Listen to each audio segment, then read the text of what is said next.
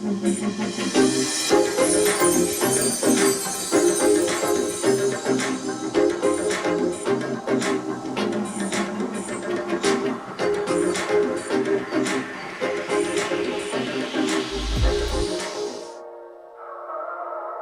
mic'd up with Mikie Mahtook. Got the boys in. I got Lloyd.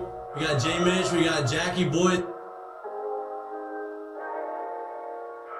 He tried to jump up and he might have knocked it in. Good timing. Let's go. What a start to the Monday. I mean, I'm from Lafayette. My boys will come in and say, Oh, God. So me and Joe on the ground, I got Joe in the headlock. And he's sitting there, he's punching me in the stomach, like, punching me. Here, is everyone sitting around, who here thinks Ochiko can practice today after having 5 full beers? And he goes, Chad Jones, right? Chad's doing the team 6 minutes. For 7 minutes, right? Chad's like, no, man, I don't think Ochiko can practice today. And I was like, I look back, I'm like, Jesus Christ. I saw you there. You were more fucked up than me. On the spirit plane had some issues, I think. She was sleep farting. You heard her or you just thought it was her? I sat right next to her. I smelled. Whoa. What was that? Time for the show. I'm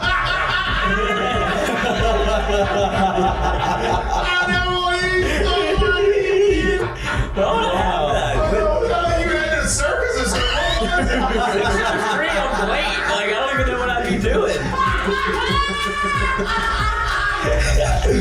Now, when you do go to spring training, are you going to bring your chinchilla and your turtle? My dad tell you about it?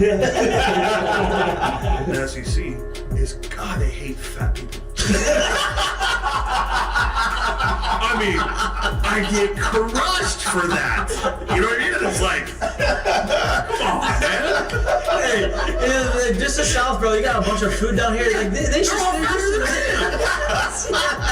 Players, look at Lloyd. You know what, Lloyd? You're looking for a recruiting coordinator, coach. I'm here. He's like, I'll piss my pants right now. No way. We're wearing gray pants, long gray pants. He goes, I'll piss my pants right now.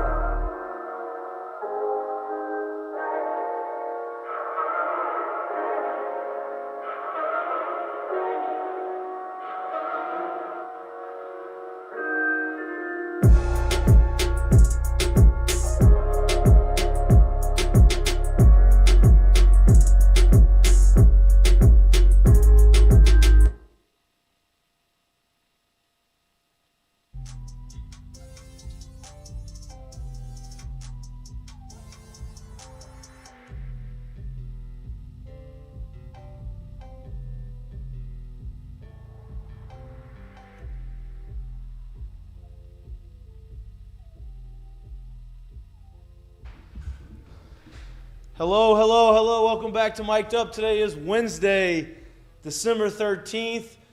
Believe it or not, we do have a big show for you today. Our friend, a day that will live in infamy, the founder and creator and developer of the Moffitt method, the one and only Tommy Moffitt, is in studio today. We usually come on Mondays, but the Moffitt method on Wednesday today. Special edition of the Moffitt method.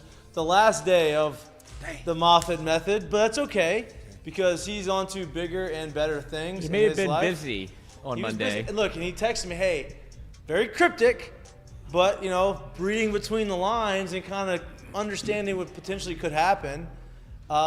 He said I was not going to be in town. We'll come to find out there's a good reason why he wasn't in town, so we appreciate you coming on. Thank you. We're going to get to the interview, and we're going to get to our conversations. It's Ask Mikey and Mitch Day on Wednesday, so if you have a question for us, put it in the chat. If you have a question for Coach Tommy Moffitt, throw it in the chat. And if it's, you know, we have Lloyd who'll vet it. And if it's a good question, we'll ask it.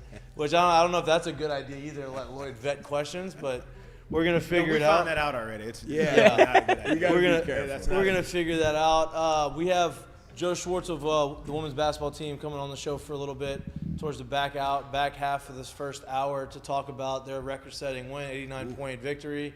133 points in the game. Obviously, is it a 45-0 run? Yeah, it seems like they're starting to feel good. SEC plays right around the corner, so we're going to get into all of that And we're going to get in some of these conversations. You have the SEC schedule is getting released tonight at 7. We know who LSU is playing already, which LSU A&M play on, what was that day? October 26th. October Before the 26th. Yeah. Oh, really? October 26th. Last week in Halloween. Last weekend before the bye week. That's when LSU and A&M play. So I'm gonna be a to see you up 12th man. That's it. Interesting piece. But we're excited to get into this conversation, so let's jump right into it. Obviously, you had a 21-year career here at LSU. Before that, you were at Tennessee, you were at Miami, you obviously were at John Curtis. Any other schools that I missed? No, that's it. That's it, right? So you built a career before you got here, but then Coach Saban hired you here in 2000, and this has become your home. You've won 3 national championships. You've been through 3 different coaches and won 3 national championships. You have always kind of been that steadying voice here at LSU for 21 years, no matter who was in, who was out. You doing your thing. You were developing these young men into the athletes that they became. New regime, want a facelift, so to say. And so you stay here. Your home is in Baton Rouge, Louisiana. You were here, and you created the Moffitt method. You're still doing consulting, but I think coaching was always something that you really wanted to do. It kept pulling you back. And frankly, I'm surprised, and I think we all are, that it took this long for you. And I'm sure there's been some opportunities, and had to be right for you. And this one seems like it's right? Yeah. You're in the SEC. You're in A&M. Some people may say, well, he was just on the show about 2 months ago talking about A&M. Hey, listen, things change. Yeah. Things change. Now you can go and create that culture that you were talking about here, right? So how excited are you for this opportunity? How did it come about? Obviously these things kind of happen. Yeah. Sometimes they happen quick. Sometimes it gets drawn out. This one felt like it happened pretty quick. Can you kind of run us through a little bit of a timeline? Yeah, so, David Feely was Coach Elko's strength coach at Duke. And I'm probably going to get this wrong, but somebody told me that he had moved 10 times in 13 years or something. Wow. So when Coach Elko got the job at Duke, he just said that he had moved enough and he had a year left on his contract and he was going to stay at Duke. So that created a position at Texas A&M. And so Coach Elko, whether he talked to some people, whether it was for the position that was available at A&M or he was offering or asking people for advice, my name was brought up by a couple of different people about the position. So it was a cold call. Wow. Yeah, I took a call from a representative from the university, and they asked me if I'd be interested in the position, and I was like, hell yeah. Hell yeah, you would be. Yeah. Texas A&M is an iconic place. It's one of those iconic places. Lloyd's upset with you. So. Yeah, that's okay. Lloyd's still fresh, coach. That's okay. You may hear some jabs from the left side. Yeah, hey, yeah. If you hear this Strong guy side, over here, Lloyd, since I'm not a regular now, I That means I love you, Coach. I can't punch you in the face. Yeah, you saw the Andy Kaufman, Muhammad Ali interview. You're fixing to get slammed. I'll read a book the whole time. Anyway, so it's one of those iconic places in college football. It's a sleeping giant. So it happened fast. I did a couple of phone interviews, spoke with Coach Elko, and then a couple of days went by and it was crickets. And I was like, no. And out of the blue, they called me Friday and said, can you be here on Monday for an interview Monday morning? And I said, absolutely. So we looked at flights right then on the phone, and the flights were horrible, because it was the weekend, holidays, Tough place to get to. And so, Lord, I swear to God, Lord, Swinging away over there. so the flights were horrible.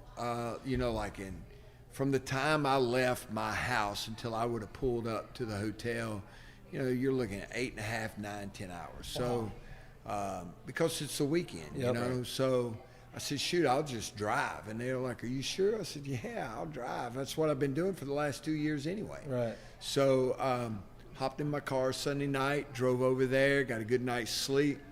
How long's that drive? 5.5 hours. Oh, that's not bad. Yeah, it's not bad at all. Not bad. It's not bad at all. So, I planned this out. So I knew I needed to eat light, needed to get in bed early, make sure that when I woke up, I did a cold plunge first thing in the morning. Moffitt method travels, man. Yeah.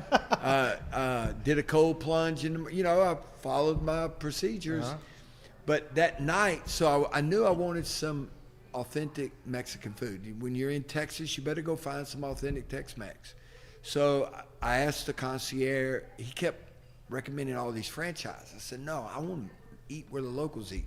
So I found this phenomenal Mexican restaurant, and I ordered fajitas. So I was going to eat protein, stay away from the carbs. Got some baracha bean soup, and there was this little pepper. There was this little pepper mixed up with the onions and the fajitas. Little bitty cute, like innocent-looking pepper. Little red pepper?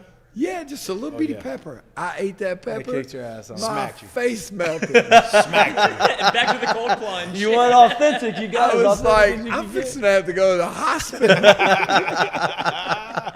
And the waiter saw me. I was struggling, and he kept bringing me water. He said, hot? And I was like, hot?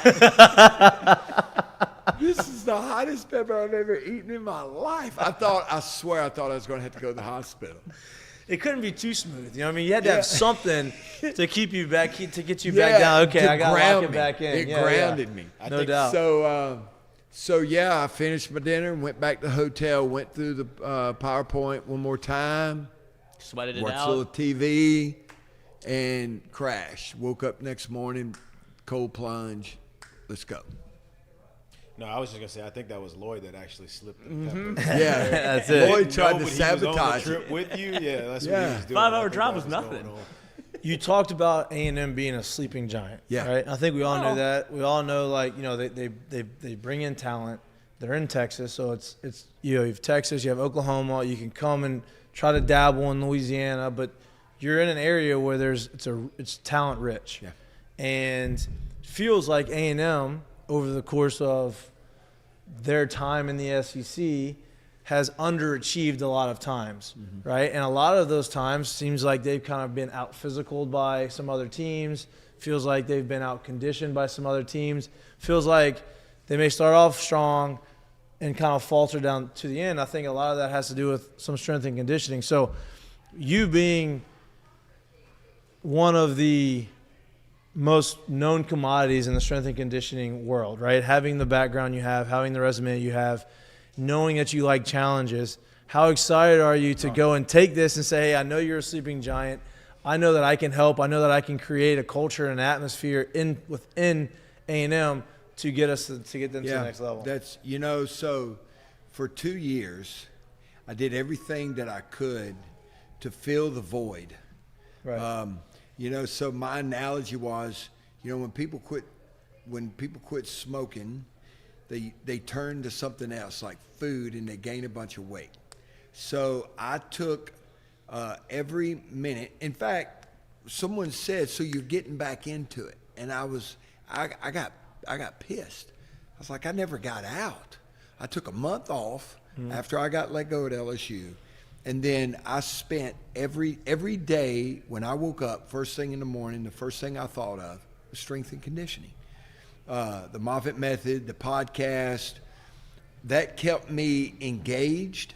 And every day, in fact, I've had, in the last year, I've done over 55 private one-on-one clinics with strength coaches from all over America with our podcast. Yep.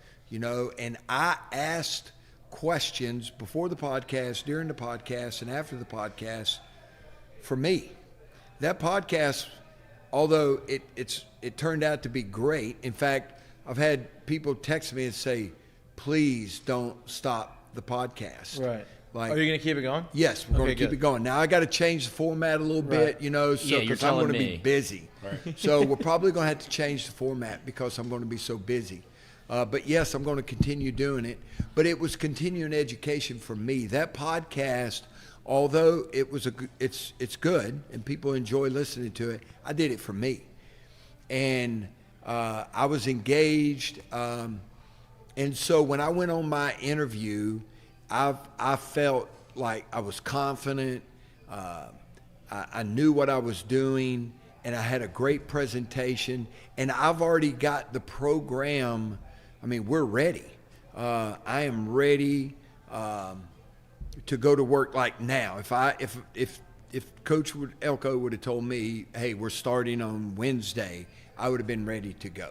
I've wasted no moment, and that's how it should be. It doesn't matter if I'm a school teacher, an automobile salesman, financial advisor.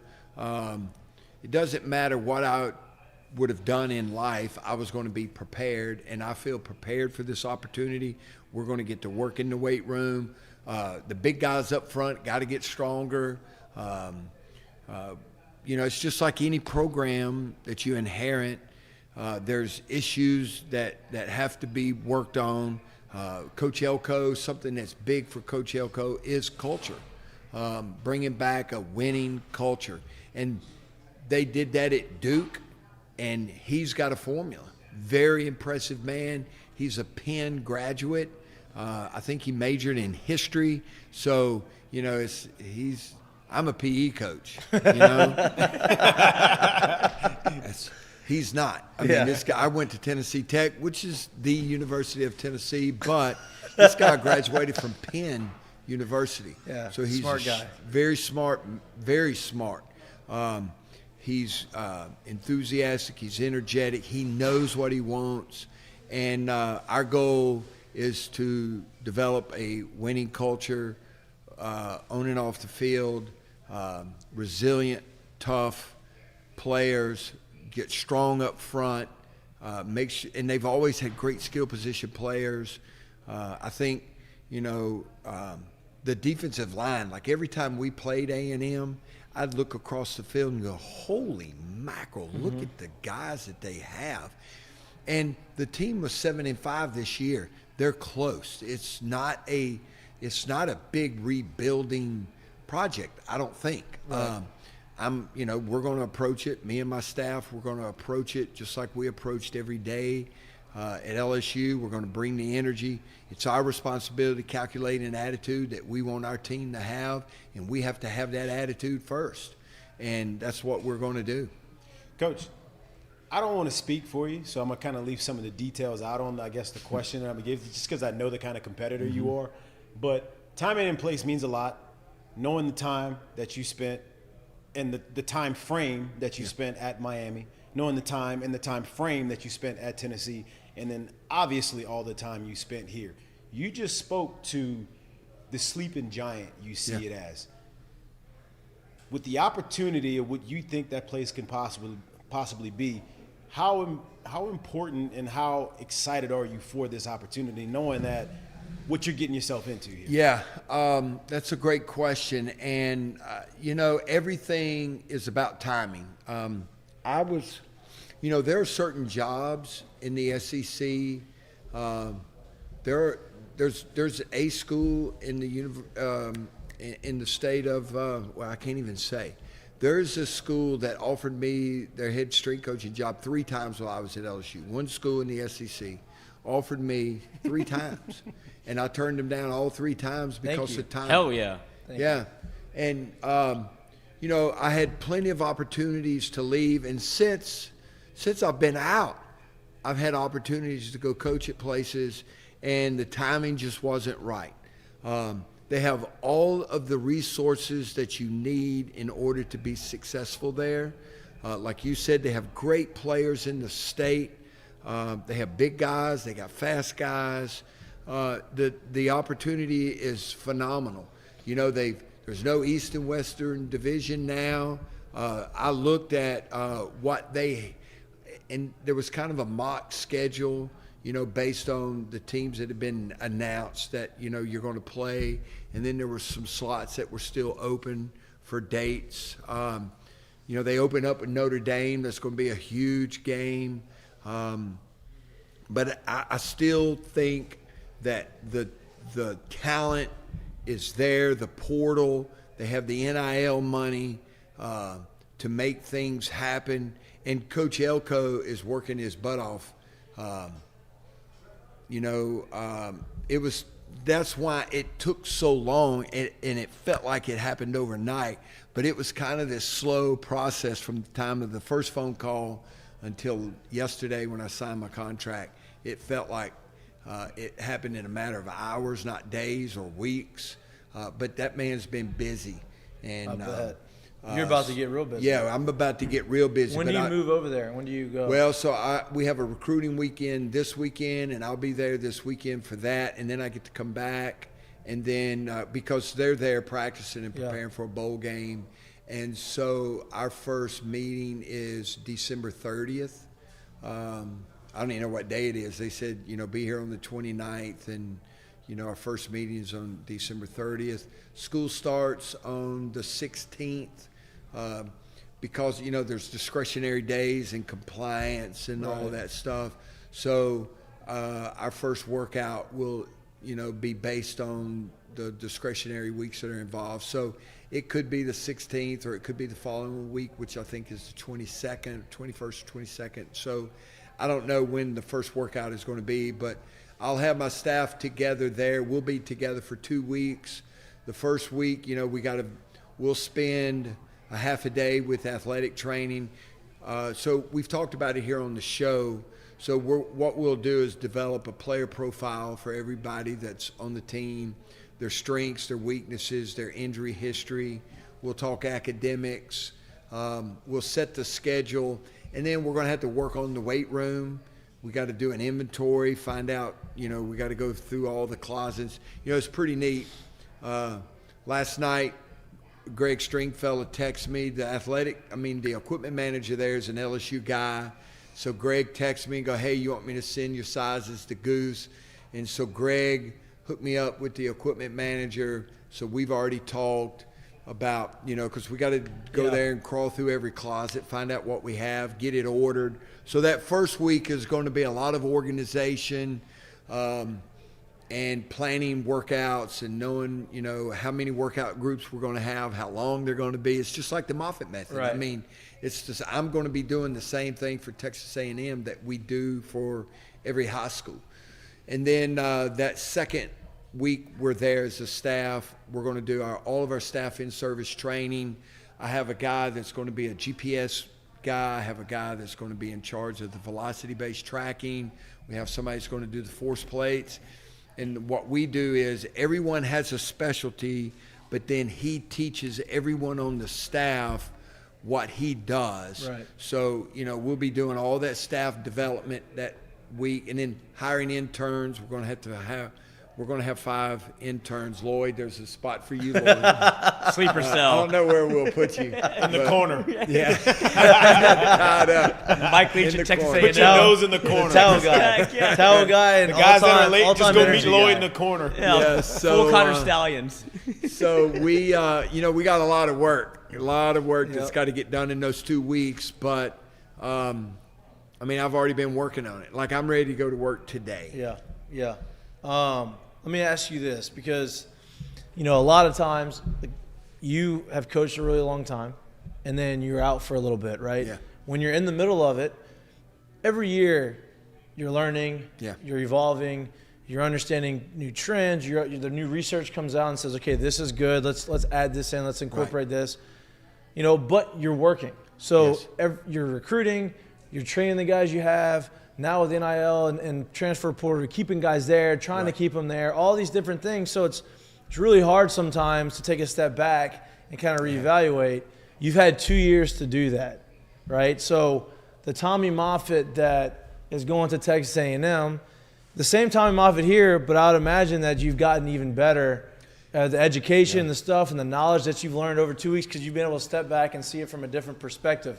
Am I wrong on that? Like, if you learn things? So, unbelievable question. And so that was one of my interview questions. So, our special teams coordinator, AD. Greg McMahon, our special teams coordinator, for the last few years that I was here, is a great friend and mentor of mine. He called me last night, and one of the things that he would talk to the special teams players about, and Aaron is the one who told me this. We were sitting around one night talking ball, and Aaron was like, Dad, it's kind of like Coach Mack says, sometimes it's better to step back and look at it from the balcony and before you decide, and for 34 years I was in the eye of the storm. And I just trudging forward, always head down, working. As a family, my poor family, the longest vacation that we ever took as a family was like 7 or 8 days one time. We averaged probably a 3-day vacation. It was Gulf Shores and back. Right.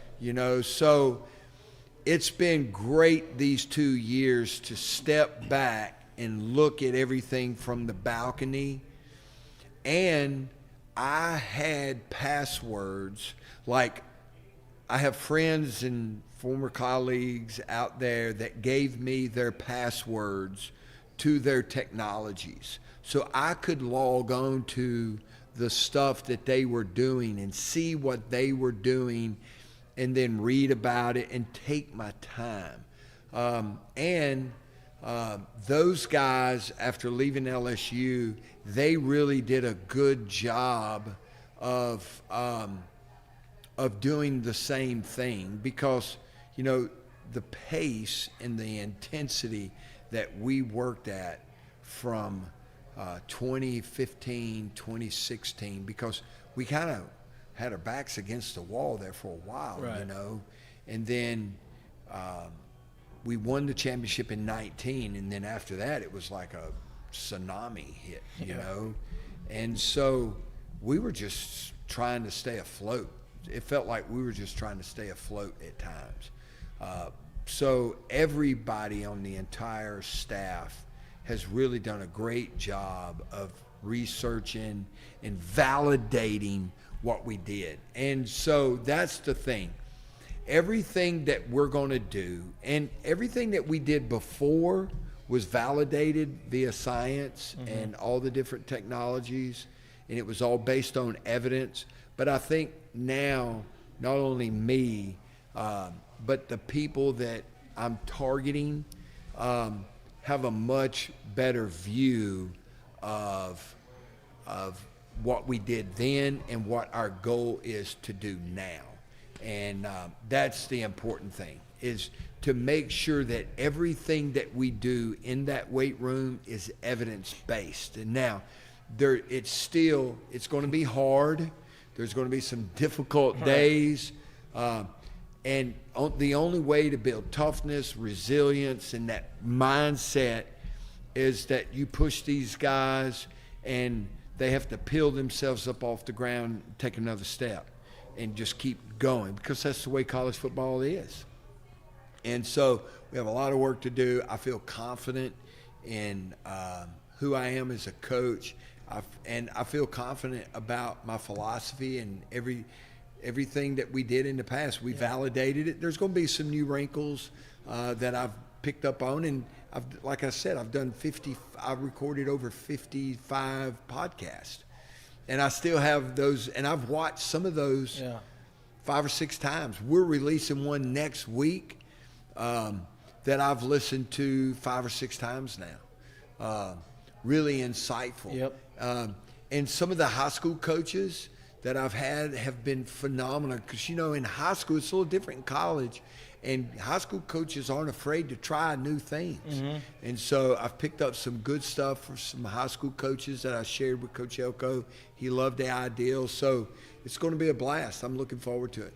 You spoke about being able to kind of take a step back, look at things from a balcony view. You got a chance to do that for the past couple of years, right?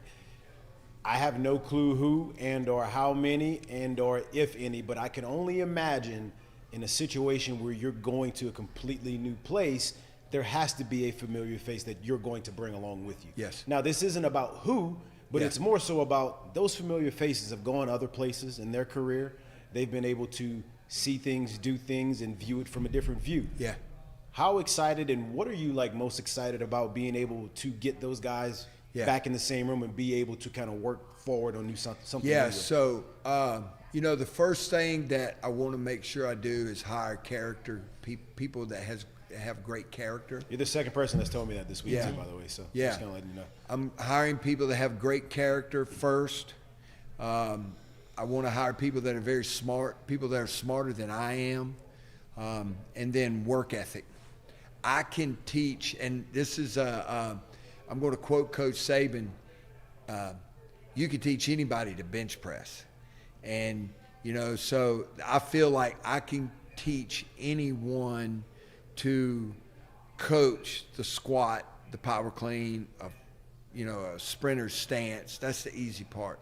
But character, knowledge, and work ethic, sometimes that's innate. That's one of those intangibles that I can't do without as a leader.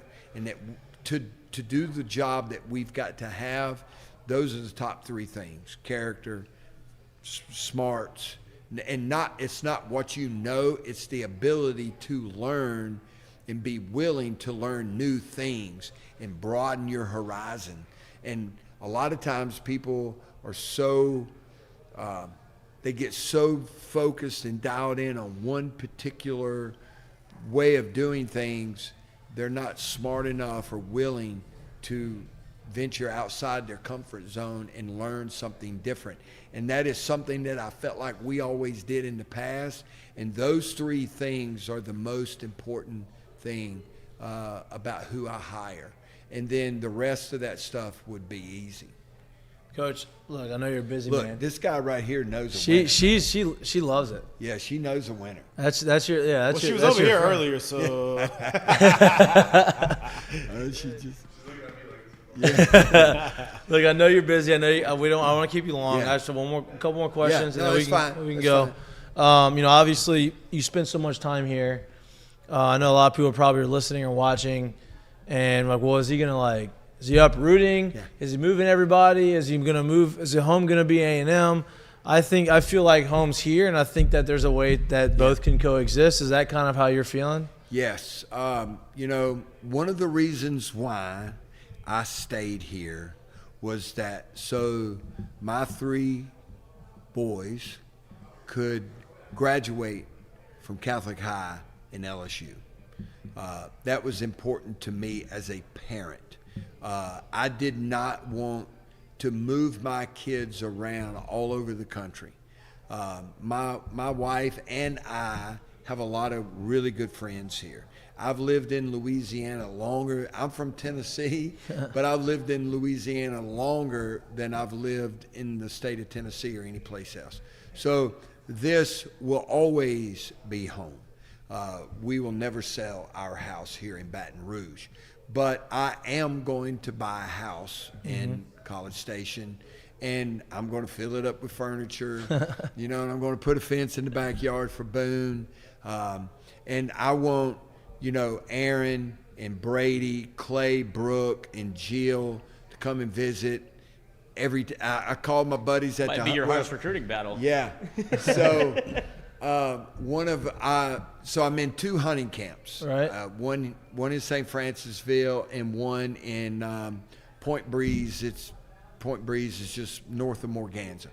And so the one in Point Breeze, one of the club members tried to kick me out of the club.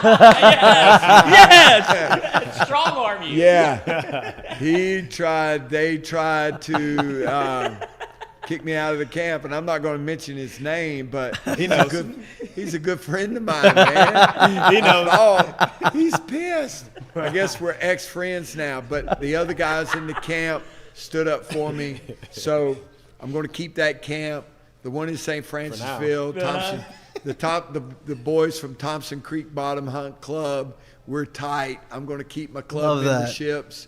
You never know, when there's an open date or a weekend that I'll be able to come home. I mean, the next month, eight months, I'm not going to do anything but develop this team for the opening date against Notre Dame.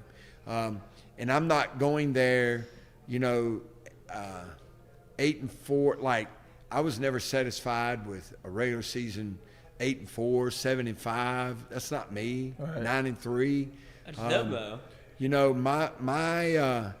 I'm going there to win a championship. And with all due respect to everyone, that's listening, my goal is to win a championship and do everything possible to win a championship. And, so here we go. I think I speak for all of us, maybe not Lloyd, and all the former guys. You didn't directly train me, but I know that you were there, right? Like we've had a lot of conversations back and forth. Obviously Jared came up through the programs, and all these guys that you've known from the minute you stepped on campus here at LSU. And I think I speak for everybody when we say we're super excited for you. Thank you. We believe A&M got better. Thank I don't think they could have hired a better guy for what they're trying to do and what they're trying to build over there. And, I'm not saying I'm going to be an A&M fan because that'll never happen. Well, Brady told me that last But time. I will be a fan of Coach Tommy Moffitt, and I will be following them until they play LSU. And then after that, I hope y'all go undefeated or y'all lose one game a year, and it's LSU. Thank you. And I'm that's sure it. there are pancakes on in different games. I'll be watching those. No doubt. No doubt. Yeah, so Brady, when I told Brady goes, well, I'm not going to be an A&M fan. I said, Brady, I do go to LSU. And I said, Brady, I understand that. I'm not saying you got to flip your allegiance. So Brady let me know straight up that, there was still going to be a little tension in the We house. got a little early practice with Nolan, so we kind of Right. feel So how you get to go. Look, y'all are taking A&M's doing a smart move. Listen. Why do you think all that? LSU football, 3 national championships. LSU baseball is one of the best. Is the best program in the country. They go out and take a guy from LSU baseball, a recruiting coordinator there. They come and take a guy from LSU football, strength coach. They're doing the right things over there. They're putting the right people in place. So and Coach Schlossernagel, former Tulane head coach. So they got some flavor over there. No doubt. Well, Coach, good luck. I appreciate it. Obviously, we'll stay in touch. We'll be following. And if there's anything we can ever do or anything you ever need from us, please let us know. And I'm looking forward to watching what you do. Thank you. Well, this has been fun. Look, it's been great for us. Great, yeah. We love the fact that you were so open to doing this. And we looked forward to every Monday, every conversation that we had.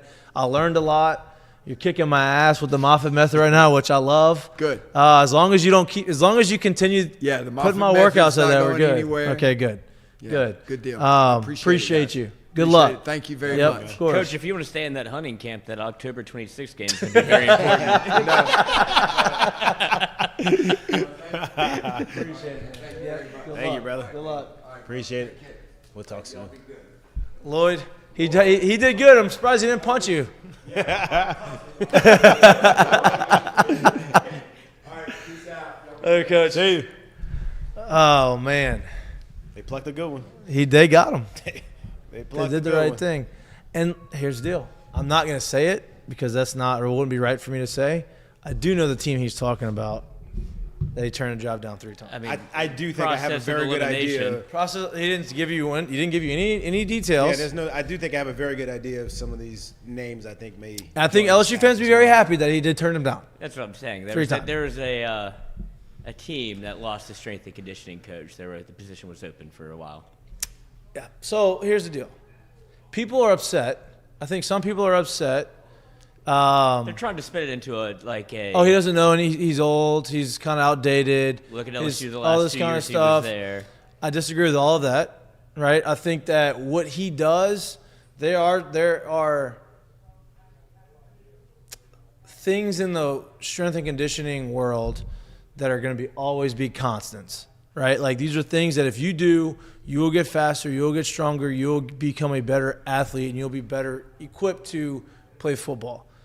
I do believe that there are some things that with technology and with, more information, I think there's things that have changed or evolved that you need to mix in with these types of lifts. And I'm very confident that he knows that, obviously. I mean, just from having these conversations over the last few months with him on Mondays, like, I know that he knows that, right? Like, what he's saying and the terminology and everything that he uses and talks about and preaches on our show and to his other people that he's consulting, I know that he knows that. And so I'm very happy for him. I'm kind of nervous for us here at LSU because that was makes that battle tighter. Exactly. That was one thing you felt you could always hang your hat on, like, hey, we're going to be better and stronger, than and they better are. Conditioned and all of that and stuff. so I feel like, they're going to be put in a position now where they're going to be kind of equal. I think equal it's funny to playing me when things go quote unquote bad, if you will, right? There's always got to be a scapegoat.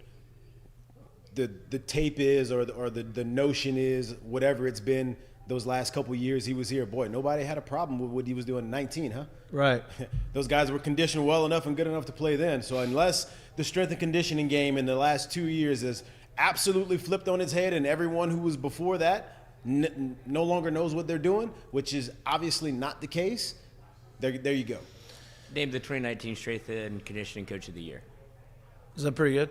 Yeah, I think that was pretty I good. think that means you're the best at your field, right? Was it 1956? Yeah. The best. 2019. It's only 4 years ago. Not that long ago. All those other guys too that he was able to, mentor and put through the league and coach through the league. I guess they couldn't play in today's game either as well. No doubt. I'm pumped for him, man. Yeah, I really Jamar am. Chase looks like he's in terrible shape. He could never do it today. Yeah, Joe Burrow. Joe could never do The it. offensive line. Dwayne Bowe would be terrible today, so he could never play in the game either. That's Tyrann just- Matthews still in the Yeah, league. it's just silly. Yeah, Glenn Dorsey wasn't Glenn a could never freak. do He it. didn't develop him into that. I mean, look, I've seen what Daniil Hunter looks like. Yeah. Did you see what Daniil Hunter looked like when he first got to LSU? I mean, he was athletic and cut up, but didn't really have the mass. The Eric Reeds of the world. Yeah, that guy's pretty good. Laurent Landry. Well, that's probably a bad example. No. You can say that one because Laurent just really didn't. The only reason why Laurent probably wouldn't play in today's game is because he did not care about the football. Well, and he failed some drug tests. Before that. Okay. Yeah, before that. Okay. I'm just saying. He did not care about the football. Right. Okay, Oh, he cared about killing you. Yeah, he wanted you to not Your head get up. on the other side. He of the wanted you field. to not get up when he hit you. Yeah. So that's a little different. But yeah, all these guys that he's developed. Often appreciated. Arden Key. Everyone did. Arden Key's You were another. wearing that uniform. Arden Key's another example. He came in here as a project athletic Dude, the defensive list end. is- He's in the NFL right now, doing really List well. is Like, absolutely countless, man. and so Patrick Queen, Jacob Phillips. Jacob Hester told a story that, today I saw on Twitter where when he got here from Evangel, he was a 205-pound running back and wide receiver in high school. They wanted to play him at safety. They moved him the fullback. He had to be 230 by the fall, and he said he got there, right? Like, and that's that was a project, and it's just, that the players mean a lot to Tommy, right? Like, it is one of those things where, like, it's not just a player. It's not just, hey, I'm going to get you. It's not a player-coach relationship. It's more of a family-type relationship, and He's a molder of men. no doubt. And I think that's what scares me the most. That's exactly what I was going to say. Not the development necessarily. Like, oh, he's going to be bigger, fast, stronger. No, it's the culture that he's going to bring. And so I heard a story from him, and when he goes through his interviews, and I wanted to ask him, but I really want to be very. He told me he was, it's a whirlwind, dude. He's got all kinds of stuff going on. I didn't want to keep him too long. He's never left that early ever. Right. Like, and he told me in the text, like, hey, like, I know 30 minutes. When I say 30 minutes, I mean like it's an hour for me. Like, I have a lot going on, and so, but I wanted to bring this up, and I'll talk about it here on his behalf. But we've had these conversations before, me and him, and when he talks about motivating, and he talks about being a leader of the guys on the team, and a guy that is around these guys. Yeah, he creates this culture, right? But within that culture, he doesn't want the player to do it for him, right? And the culture that he's always created is he wants these players to do it for each other, right? He wants them to hold each other accountable, and that's the culture. I mean, you were right in the middle of it. literally what he said right before he got up, to me, tells you who he is as a person. He literally said, I've lived in Louisiana longer than I've lived in my native state where I grew up. Louisiana is home. I'm not getting rid of my house here. My wife is still here, but I will be buying a house in A&M, in College Station. I will be putting a fence there. I will be allowing my dog to run. The guy is a molder of men, and he knows how to make a house a home. Yep. And that's what he's going to go over there and do. And No doubt. And when you have someone that could do that, that makes it a different place. And that's the scariest thing. LSU's gonna have to listen. And I'm not. And this should never turn into, oh, well, LSU shouldn't have let him go. LSU shouldn't have done this, or they should have hired him back. That's not the conversation. He understands the situation that The was landscape going, of college football. right? And he understood what happened whenever Brian Kelly came in, and the situation that Brian Kelly was taking over. And does he feel like he should have probably had the opportunity to be there? Of course. Does he think that he could have helped and bettered this team? No doubt, right? Do I think that? 100%. But he still understands. He takes a step back. He understands, okay, this is what they did, right? Lived here, tried to figure out what he wanted to do, where he wanted to go, turned down some opportunities. It had to be right for him. This one comes up, and he decides to go. So if he goes over there and he makes this huge, through 180 with A&M and develops these guys and makes them into the athletes that they all think that they're going to be, and they become really good, then there's going to be a lot of rumblings. Oh, we shouldn't let him go. That's the wrong way to think. Be happy that he got the opportunity. We're going to be okay here at LSU, but A&M just got better, and think it's you can fight that feeling and you can say no, they didn't. They did. I think it's crazy too because I don't think people understand. I think a lot more people, because around here and in the SEC and in this region, kind of get it because they see the SEC competition, if you will, so much. But like he just talked about, 7-5, 8-4, 9-3 is not him.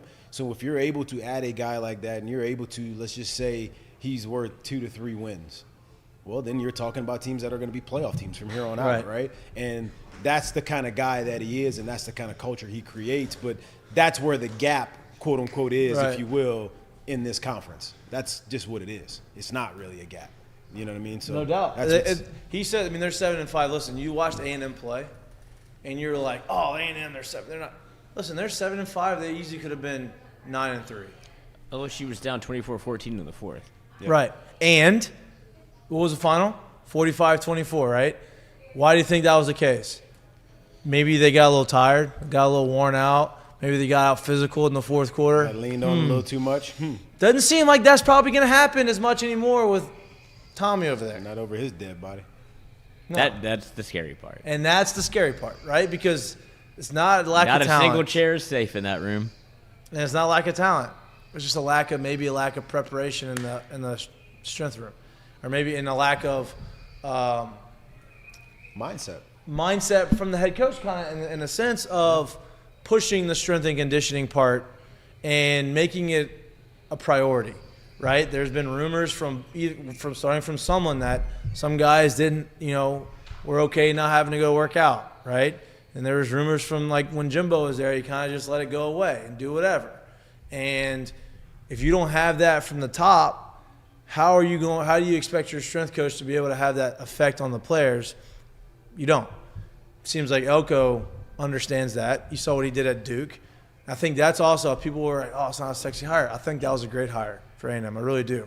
Like, I think he's a guy that coached there. He's a smart guy. He understands what he's trying to do. He's still a hungry coach. And it's a dangerous combo.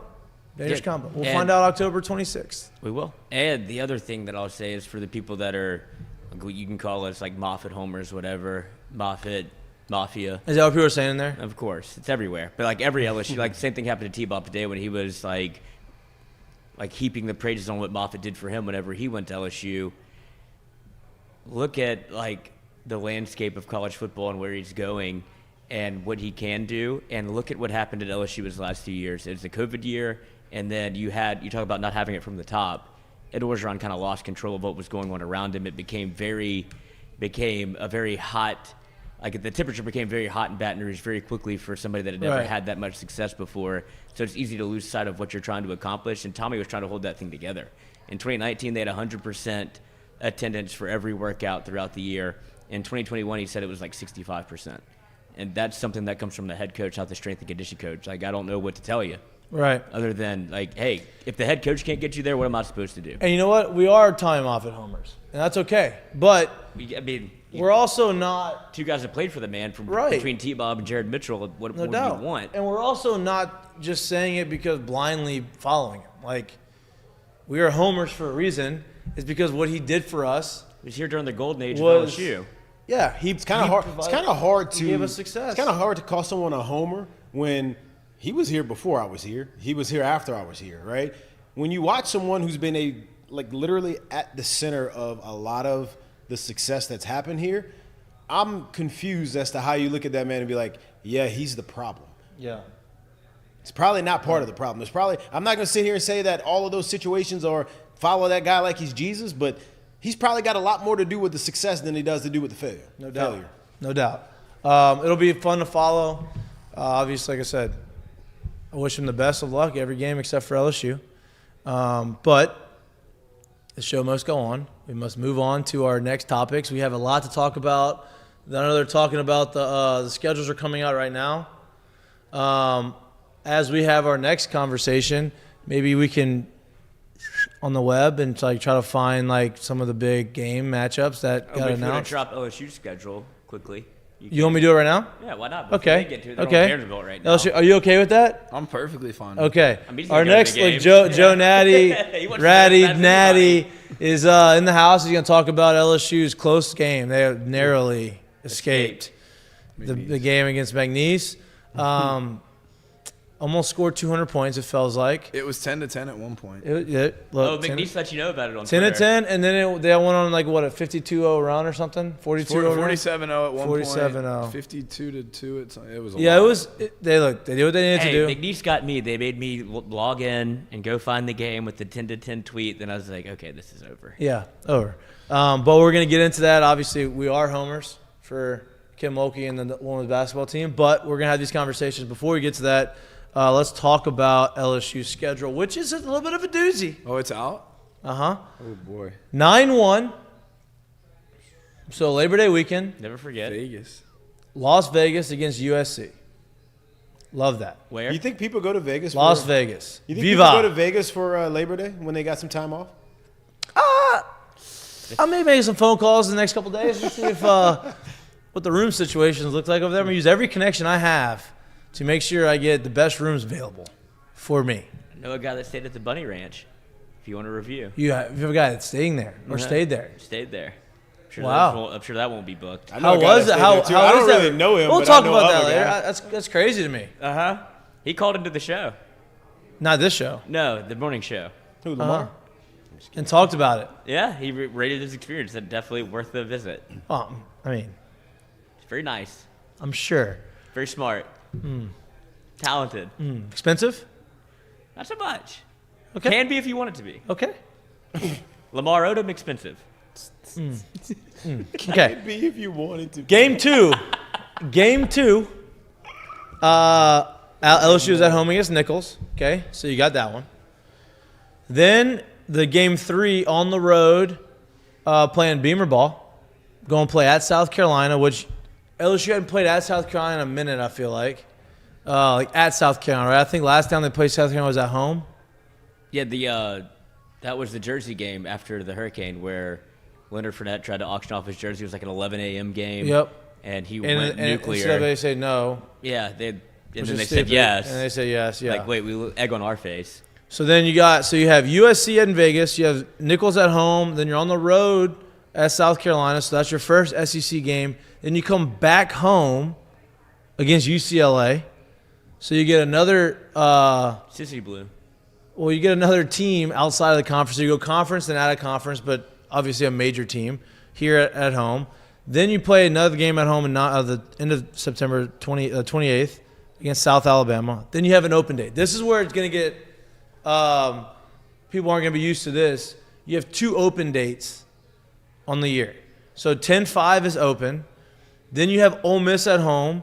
Then you have Arkansas away. And then you have the A&M game on the 26th on the road, right?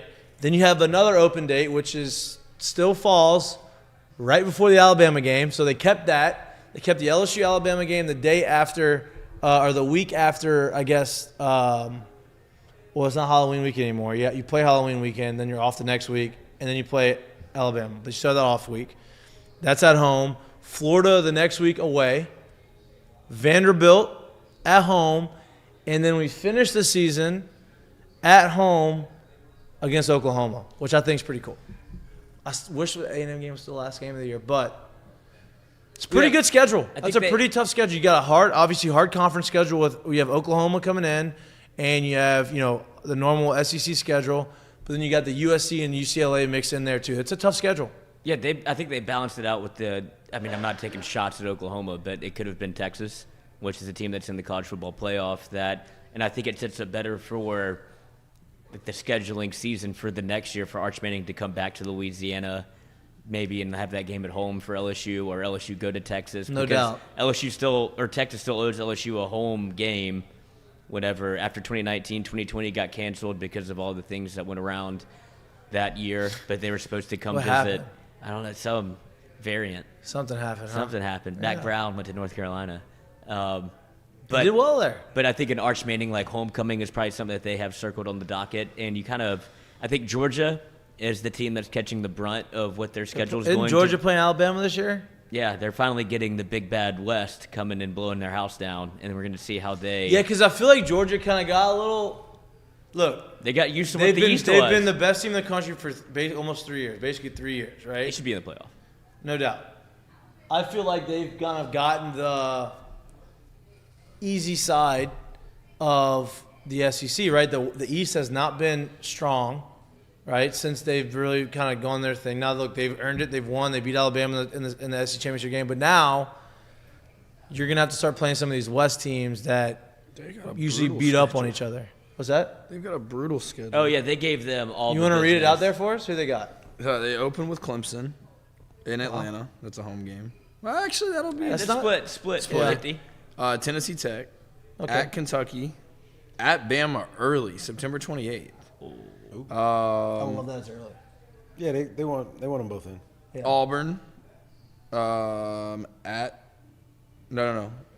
against Mississippi State. Then at Texas, October 19th. Florida, bringing that back. Yeah, well, they're going to have the cocktail party. Wherever Everbank Stadium is. Which rumor is Etienne is going to Georgia. Jacksonville game.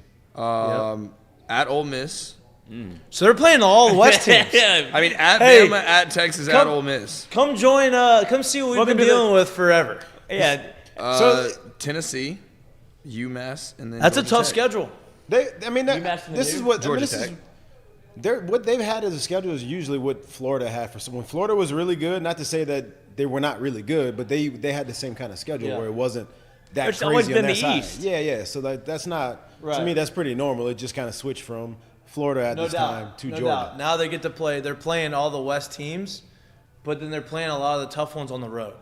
I think that's the difference. They got to play at Texas, at Alabama. The biggest difference is they have to play more than one. That's the biggest thing. Right. Yeah. But look at Texas' schedule. Colorado State to open, then at Michigan, UTSA, ULM.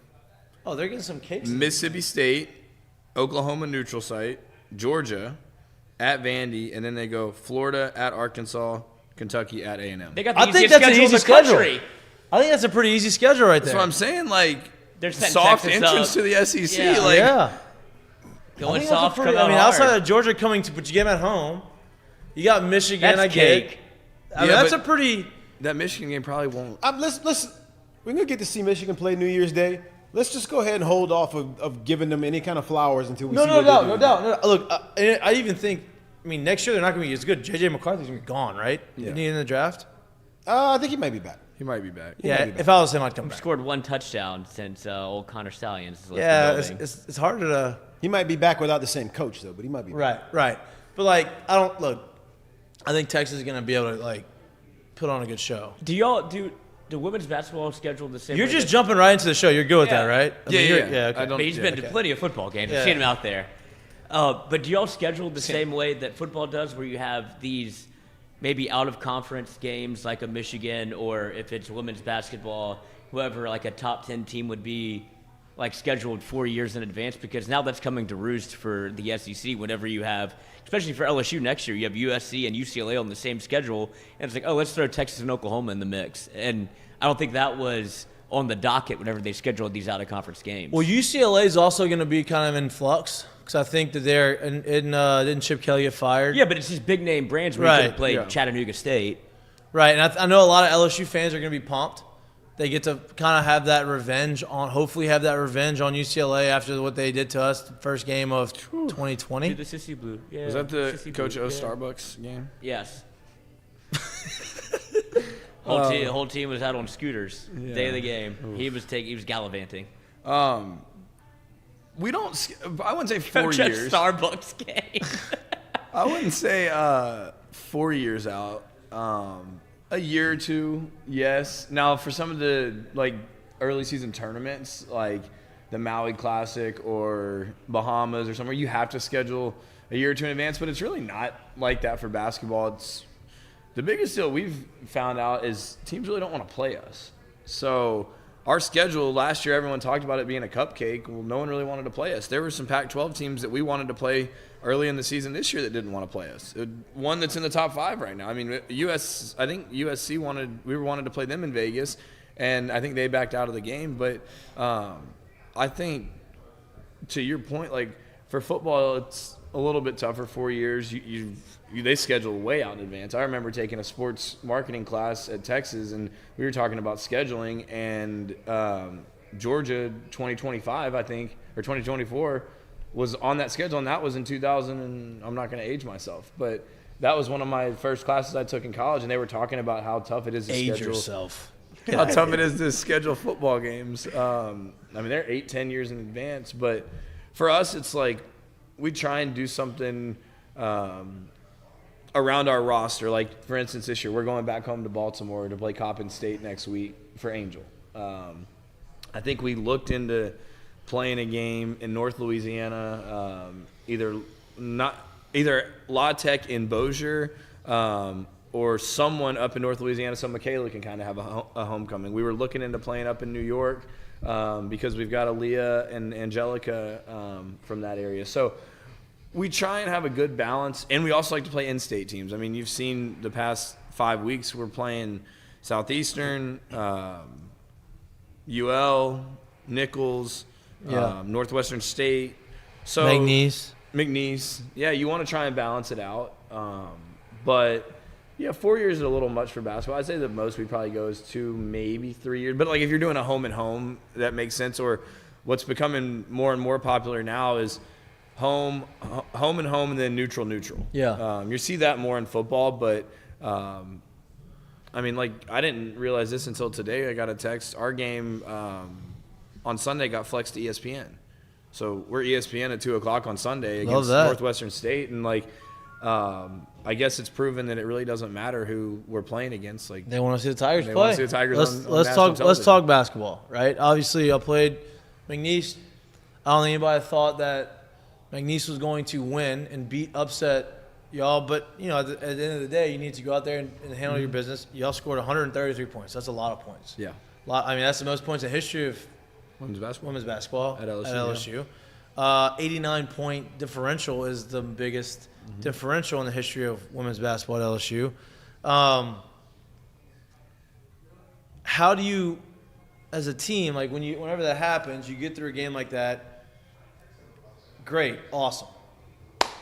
Let's move on to the next one. Like, you do what you needed to do, you handle business, you'll put up some gaudy numbers, great. That doesn't mean anything now moving forward. Is that kind of the mindset you have?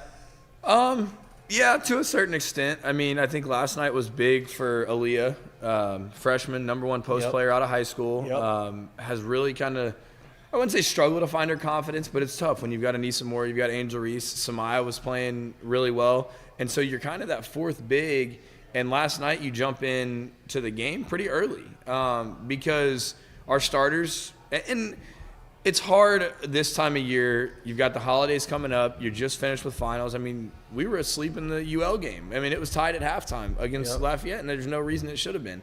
But it was a little bit of a wake-up call last night, 2 or 3 minutes in the game, and we're not playing how we should. And you got to make an adjustment. You got to figure out how to wake up your players. And so Coach went sub 5 for 5. And I love when basketball coaches do that. She's like, go get him. Line change. Go get him. Get on out of here. And then on top of that, that second group came in and was doing well, but no energy, lack of enthusiasm. We had a pretty good crowd last night for students being gone. And so we said, let's press. We haven't worked on our press. We don't know when we're going to use our press. And so we started to press. And it's 10-10 at one point, and then you look up and it's 52-12, like that. And I played in some pretty crummy high school games. I don't think I've ever seen a game where a team has not scored a single point in a quarter. And we outscored them 30-0 in the second quarter. And That's right before halftime. How you going to halftime? Say, hey, first things first. Going in the third quarter, let's score a touchdown. Let's score a point. Touchdown. We got Touchdown would be nice. Make a field goal. Do something. Make a free throw. Let's do not something. turn it over. Let's score a point, and then Let's get on the board. Yeah. Put it on the board. yes. Yeah. Old White Sox games. He's like my favorite announcer of all time. I know exactly who you're talking about. Yeah, that's hard. Yeah, Joe. Beginning of the season, you got a ton of anticipation. A lot of people want to see what goes on. Then there ends up being a lot of drama that goes on, right? At this point now, after you've inserted one of your best players, and obviously the one where there's a lot of drama going around Angel, how close are you guys to getting back to the main thing being the main thing and kind of going as business as usual now? I would say right now is about as good. Aside from some of the kids looking at our schedule and realizing they get to go home for a good bit of time, we got a long Christmas break. We go to Baltimore.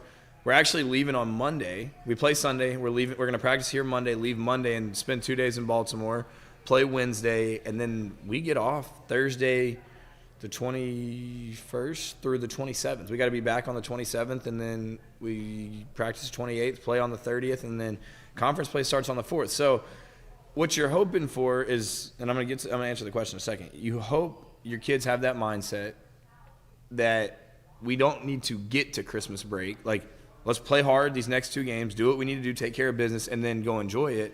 But I'd say as far as the locker room, I think people want to question coaching and coaching decisions all the time. And in the moment, it's all about clickbait. Who's going to be the first one to tweet something out? But Coach Mulkey knows what she's doing. I think right now, from a chemistry standpoint, we're in a great place. And it's almost like last year, and this is – it's funny you brought this up. Last year, we really hadn't played anyone great going into the Christmas holiday tournament. We were in Maui last year. And we won our first game. I forgot who we played. They even brought the wrong jersey, so we were both wearing white. They had to go back to their hotel to get their Navy jerseys. The second game, though, was our first kind of Power 5, big-time Oregon State. Coach Mulkey didn't have a great record against Oregon State. And she told the girls, like, hey, because in Maui, like, you're so far back from a time change. Like, we had kids getting on flights that night at midnight, flying through the night to get home for Christmas. She said, guys, like, we got to stay focused for this game because this is a team that can beat you. Well, we beat them by 30-plus. Dominated that game. Looked great. After the game, we're trying to hurry the kids, get them back to the hotel to shower so they can get on the bus to the airport. And Coach just sits down in a chair in the locker room and goes, guys, I'm not going to keep you long, but damn, I wish we could stay. I wish we didn't have Christmas break because we're playing so well right now. Right. So you obviously don't want to be peaking in late December, early January, but from a chemistry standpoint, we're in a really good spot.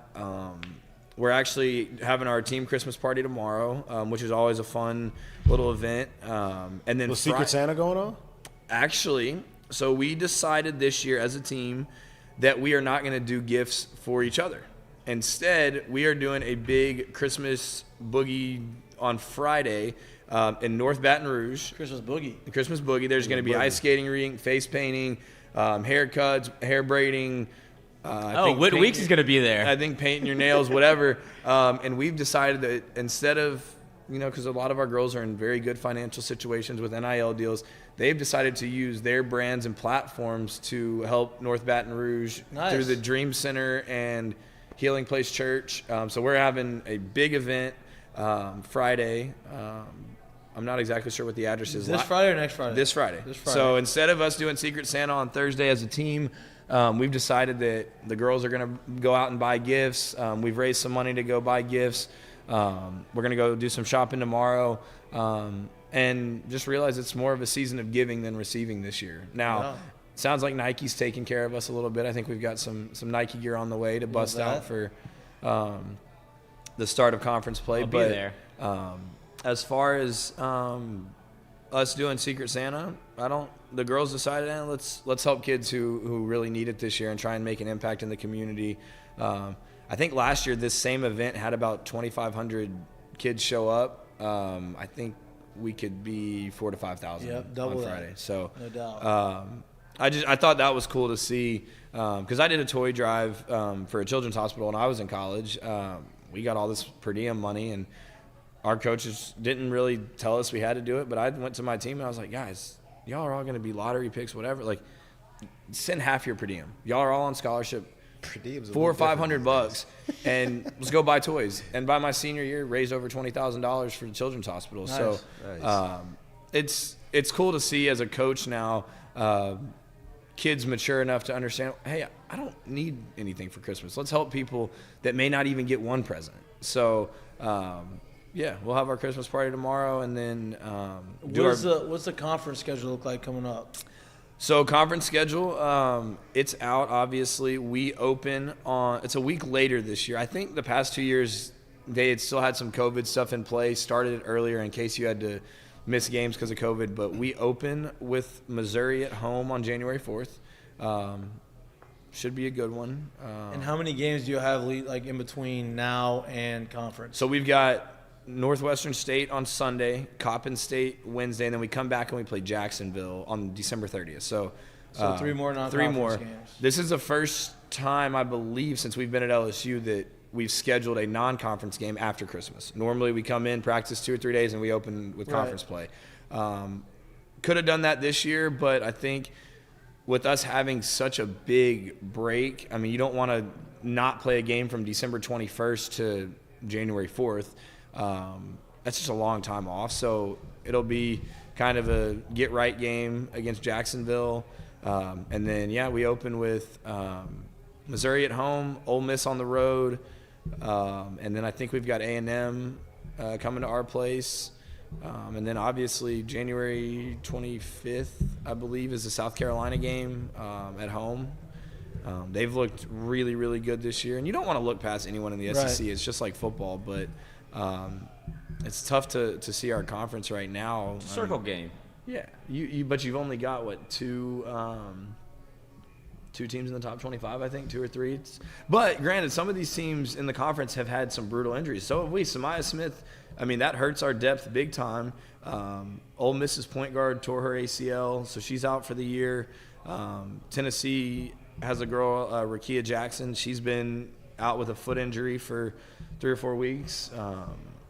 I saw something the other day. It was like the first time UConn, Tennessee, and someone else all lost on the same day for like the first time since 1994. So there's a lot more parity on the women's side this year. You've got a lot of Pac-12 teams. Pac-12's got a good conference. They're playing good ball with Colorado, USC, UCLA, Utah, but Utah just lost one of their top scorers, scored 20 against us last year in the Sweet 16 game. But yeah, we've got a fun year conference play. We get to spend a little bit of time in Alabama. I think we play Auburn and Alabama on the road in the same week. Yeah. So that's You're going to stay there?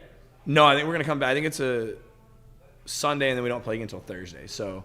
I mean, you could drive by Auburn and miss it if you didn't know where it was. Yeah. Auburn's a good spot, though. It is. I enjoy Like, but I'm saying Auburn. it's just the sneaky spot. It sneaks up on you. But slow Starkville. You talked about a little bit Starkville. of the depth that LSU, like that y'all are going through with obviously the injuries that are happening. You have been listed out. Yeah. You lose another freshman, and then you have freshmen step up that had to play last night. They both scored double digits for the first time. I think you've had, I think it was the first time since Kim's been here that you had freshmen score double digits. It might go farther than that. Yeah. But whenever you have a rotation that's probably, 7, 8 deep maybe, and that's pushing it, do you use this kind of time to get them ready where it's not really time off, it's more we got to develop these girls to get ready for conference play? Exactly. And that goes back to what Mikey was talking about with some of these games like McNeese last night. It's not about what the other team's doing. We knew respectfully that we were going to win that game last night. It could have been ugly. It could have been pretty. And it's just like UL. We had 17 turnovers against UL, and they ran a zone the whole game. You shouldn't be turning the ball over 17 times against a zone. And you go back and watch it on film, and it's like, how many of those turnovers were forced? Probably not any of them. I mean, we're throwing the ball out of bounds.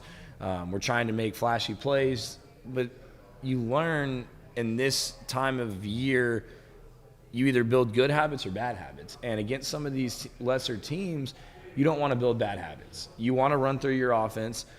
People may say, oh, why was Mulkey pressing up 70 last night? Well, we don't know when we're going to have to press, and you don't know who's going to be on the floor when you are pressing. So that second group mixed in with a few starters, hey, after a made free throw, let's go press. Or to start the quarter on an inbounds. Like, just little things that fans don't understand why they're happening. But even last night, we experimented with some different lineups. I mean, you hope Haley's back by conference play. She's doing a lot better. That plantar fasciitis is brutal. I mean, anyone who's had it knows that it's not something that ever goes away. And rough. It's more now that you're just trying to get healed. But you don't know who you're going to have available, so you've got to tinker with lineups and who's going to be on the court with who. But at the same time, you've got to build these kids' confidence up. So, like, Aaliyah last night, she had 18 points going into the fourth quarter, and there was a pretty good chance Angel and Anissa weren't going back in that game for much longer. So it's like, hey, you haven't played a lot of minutes this year, a lot of big minutes. You're about to play a full quarter. I don't care if you get tired, like, you're staying in. So you can either build bad habits and walk up and down the floor or find that next gear.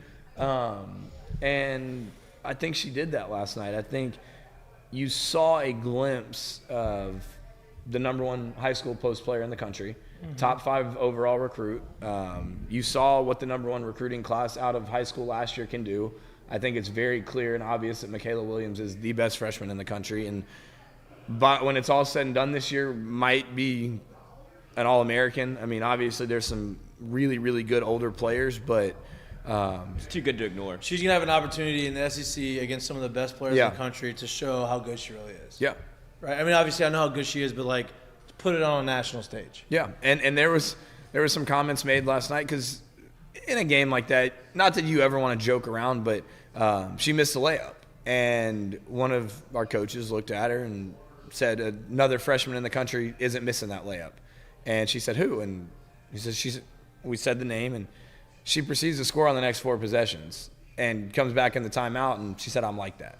And she is like that. And she doesn't let things get under her skin, or hasn't yet. Now we'll see when we get to conference play. You're on the road playing against teams that are capable of beating you, have lockdown defenders, but then you look at it, she's a great passer. She can score at every level. But then you've got help around you. You've got Angel. You've got Anissa. You've got Haley when she's back. But look what our other freshman did. Angelica comes in last night, 10 points, 5 assists, and no turnovers. And that's been the biggest thing for Coach when she subs in some of the kids who aren't playing big minutes is like, when you go in the game, you don't have to do anything crazy to help us, but don't do something to hurt us. Yep. So, Angelica, you're a point guard, which we're kind of thin at the point guard position right now. Don't come in the game and turn the ball over. So I thought it was really impressive. I don't really look at – I mean, you got to look at points scored on a stat sheet. But last night, the first thing I went and looked at after the game was our assist-to-turnover ratio last night, and it was great. I think it was like 22-7. Angelica, 5-0. As a point guard, that's what you want. I mean, Coach always preaches 2-to-1 turnover ratio. So if you're anything better than that, like, you're doing great. So five assists to 0 turnovers as a freshman in a game where it's the first time you've played big minutes, and then you score 10 points, hit some open shots. But I really liked the unselfishness last night. In a game like that, you could get really carried away and who's doing what. Michaela, oh, you got the hot hand, go score 40 tonight. Anissa, you started off the game strong, but we shared the ball well last night. I think you got to see.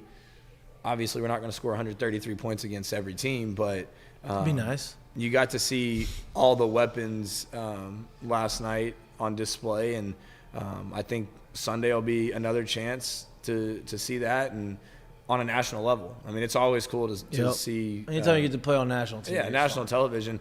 And, we take that for granted sometimes that at a school like LSU, like, they're flexing a game from SEC Network to ESPN. Like, there's 3 NFL football games on Saturday. Yeah. I mean, I'm not saying people are going to watch us instead of them, but even the other night, I think the Cowboys were playing on Thursday Night Football. It was when we played Virginia Tech, and we had like 650,000 people watching our game on a Thursday night, like competing with NFL. So I think it's good for the sport. I think it's good for our program. I think it's good for LSU.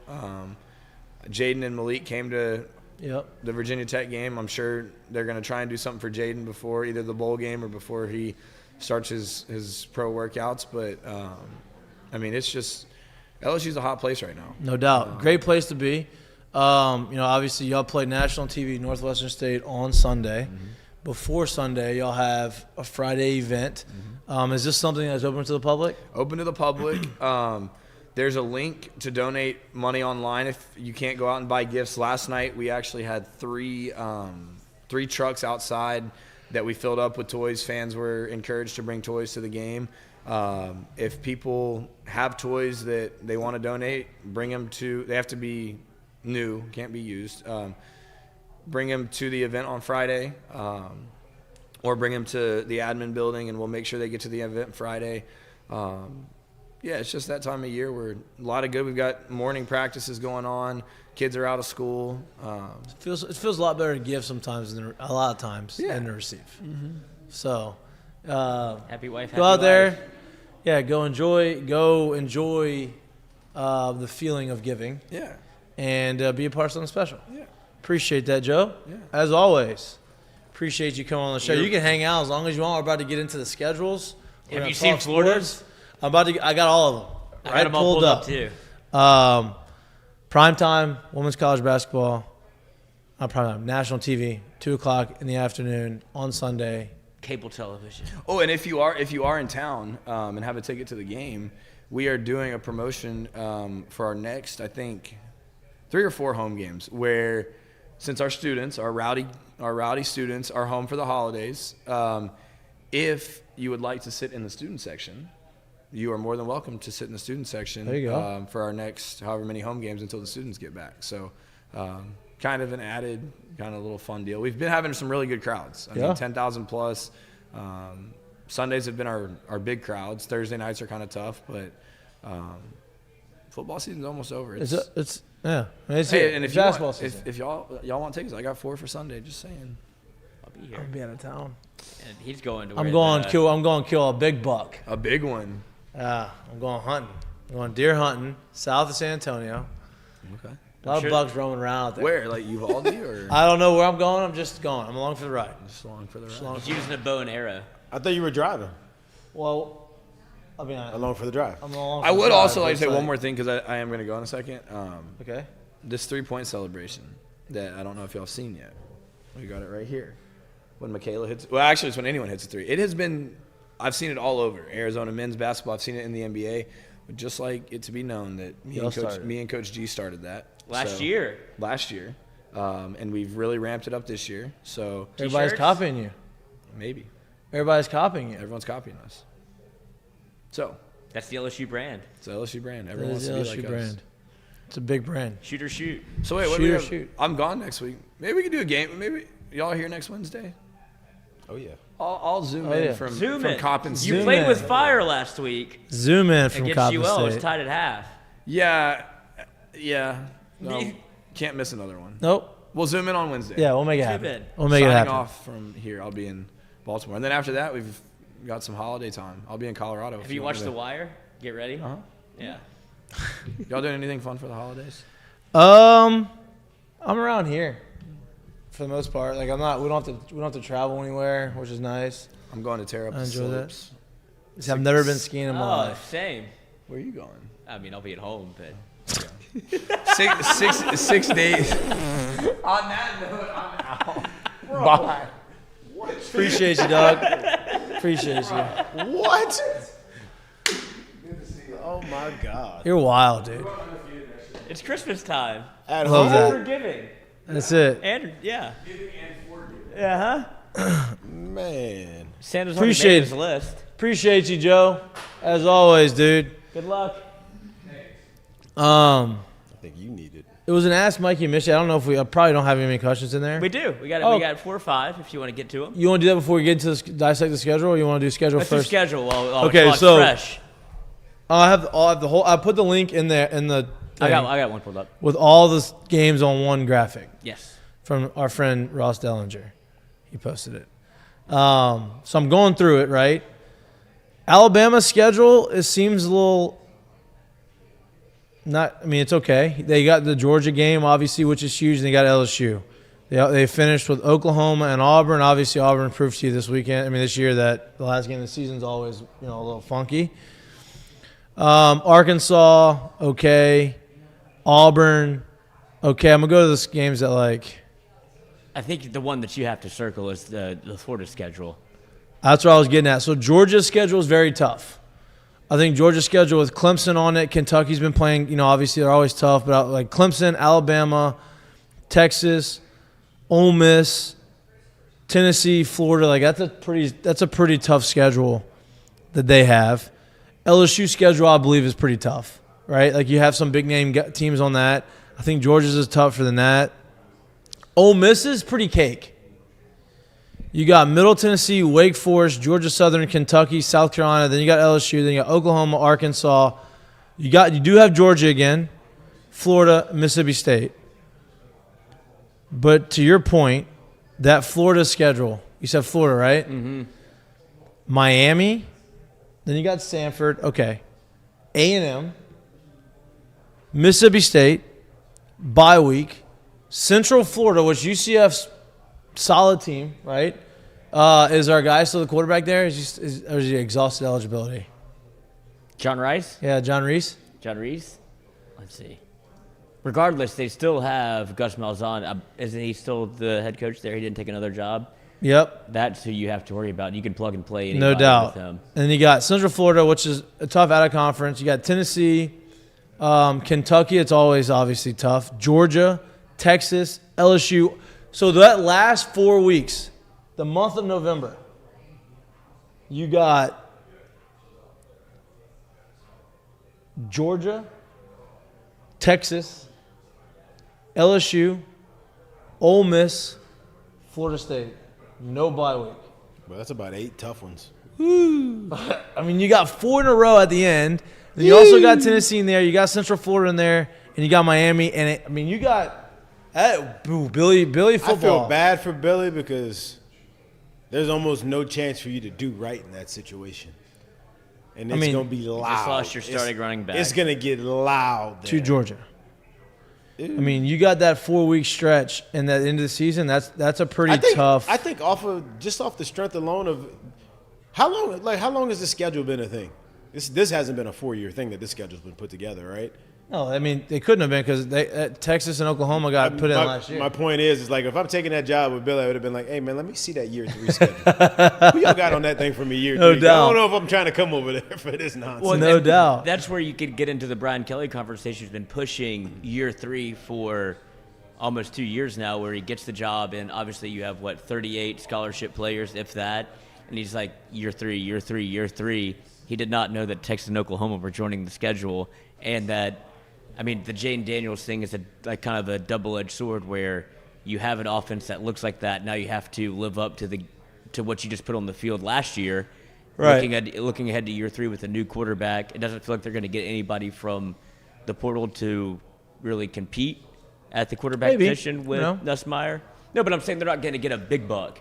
They're riding with Nussmeier. They might want somebody to bridge the gap a little bit, but you're going in there with, probably the Joe Moore award-winning offensive line.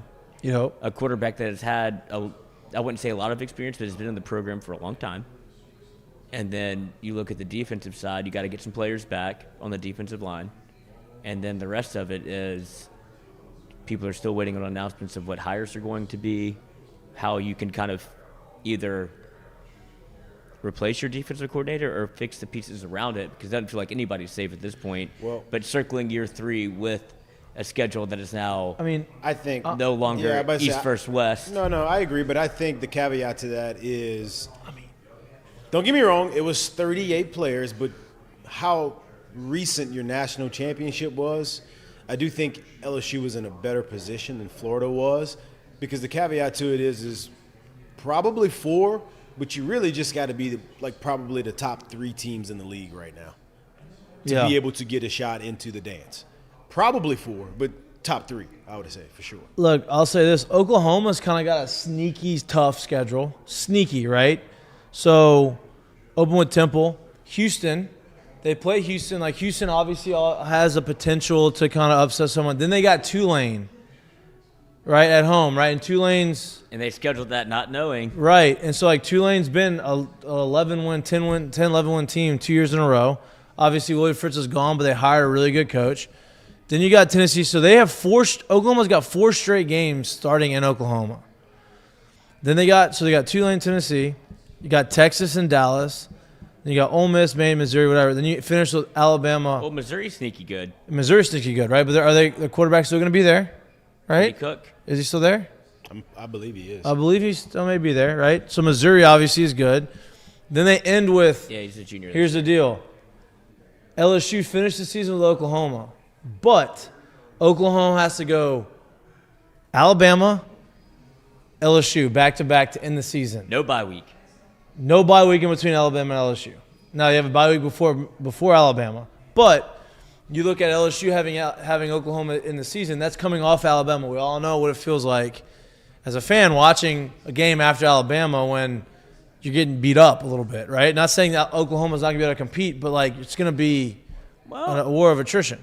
May not be as bad now that Saban's going to retire, according to the Georgia Bulldogs forum. Doesn't matter. That machine's running enough over there to where next year. I do agree with you, for your first year into this league to have those 2 at the back end of your schedule back to back. That's a tough way to come into this league. Now, right. I don't care. Oklahoma got the shaft. Now, Texas, I believe Texas' schedule isn't that bad.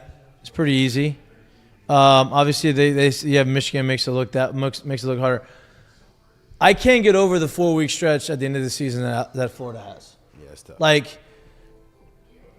Listen. They open with Miami and end They with Florida State. open with Miami, right? They have to play Georgia, Texas, LSU, Ole Miss, Florida State. All 4 of those teams have a potential to be in the top 10 at that point in the season. Think about that. Georgia obviously is Georgia. Texas is coming back after the best season Texas had in a really long time. They're in the playoffs, right? They're bringing everybody back for the most part. Right? They're bringing their quarterback back. They're bringing, allegedly, right? Regardless, you have Arch Manning behind him. You have 2 backups that can play right now. Well, Malik Murphy's in the portal. Is he? Just put him in the portal today. So you have that. So they're coming off a really good season. Then you got LSU, which obviously LSU is coming off a season where, they're explosive on offense. They're going to make a lot of changes on defense. They're going to be good, right? You'd hope. Then you have Ole Miss. Ole Miss is returning a lot of guys. Their receiver has already announced he's coming back, who is a stud. You know him and Malik on the same high school football team. And Malik was committed to Mississippi State until LSU went and got him from Mississippi. Yep. And so they have that. So Ole Miss is going to be good again. And then you end the season with Florida State, who went undefeated, didn't make the playoff this year. So you feel like they're going to feel like they are in a position where they're going to have to make some noise and be pissed off. Now they're going to have to get a new quarterback and all that kind of stuff. But you can't tell me there's another team in the country that has to play a 4-game stretch like that. No, you could make an argument that they have the hardest schedule in the country. Obviously SEC, especially adding Oklahoma and Texas, but with their non-conference games of Miami and Florida And I keep State, talking 4 games. That's 5 games. I can't count. That's a 5-game stretch.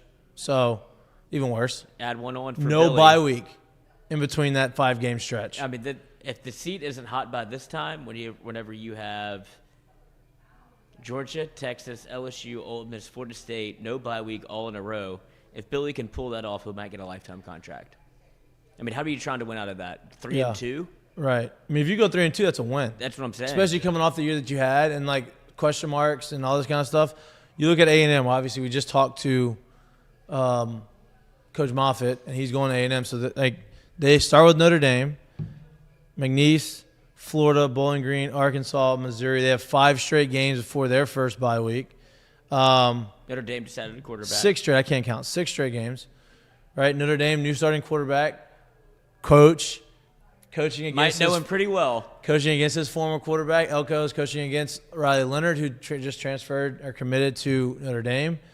Then you get a bye week, and then they go through Oklahoma and Georgia in a row, 2 in a row. Then you got Vandy, bye week, Florida, Arkansas, Kentucky, A&M. So, no, I just gave you Texas's.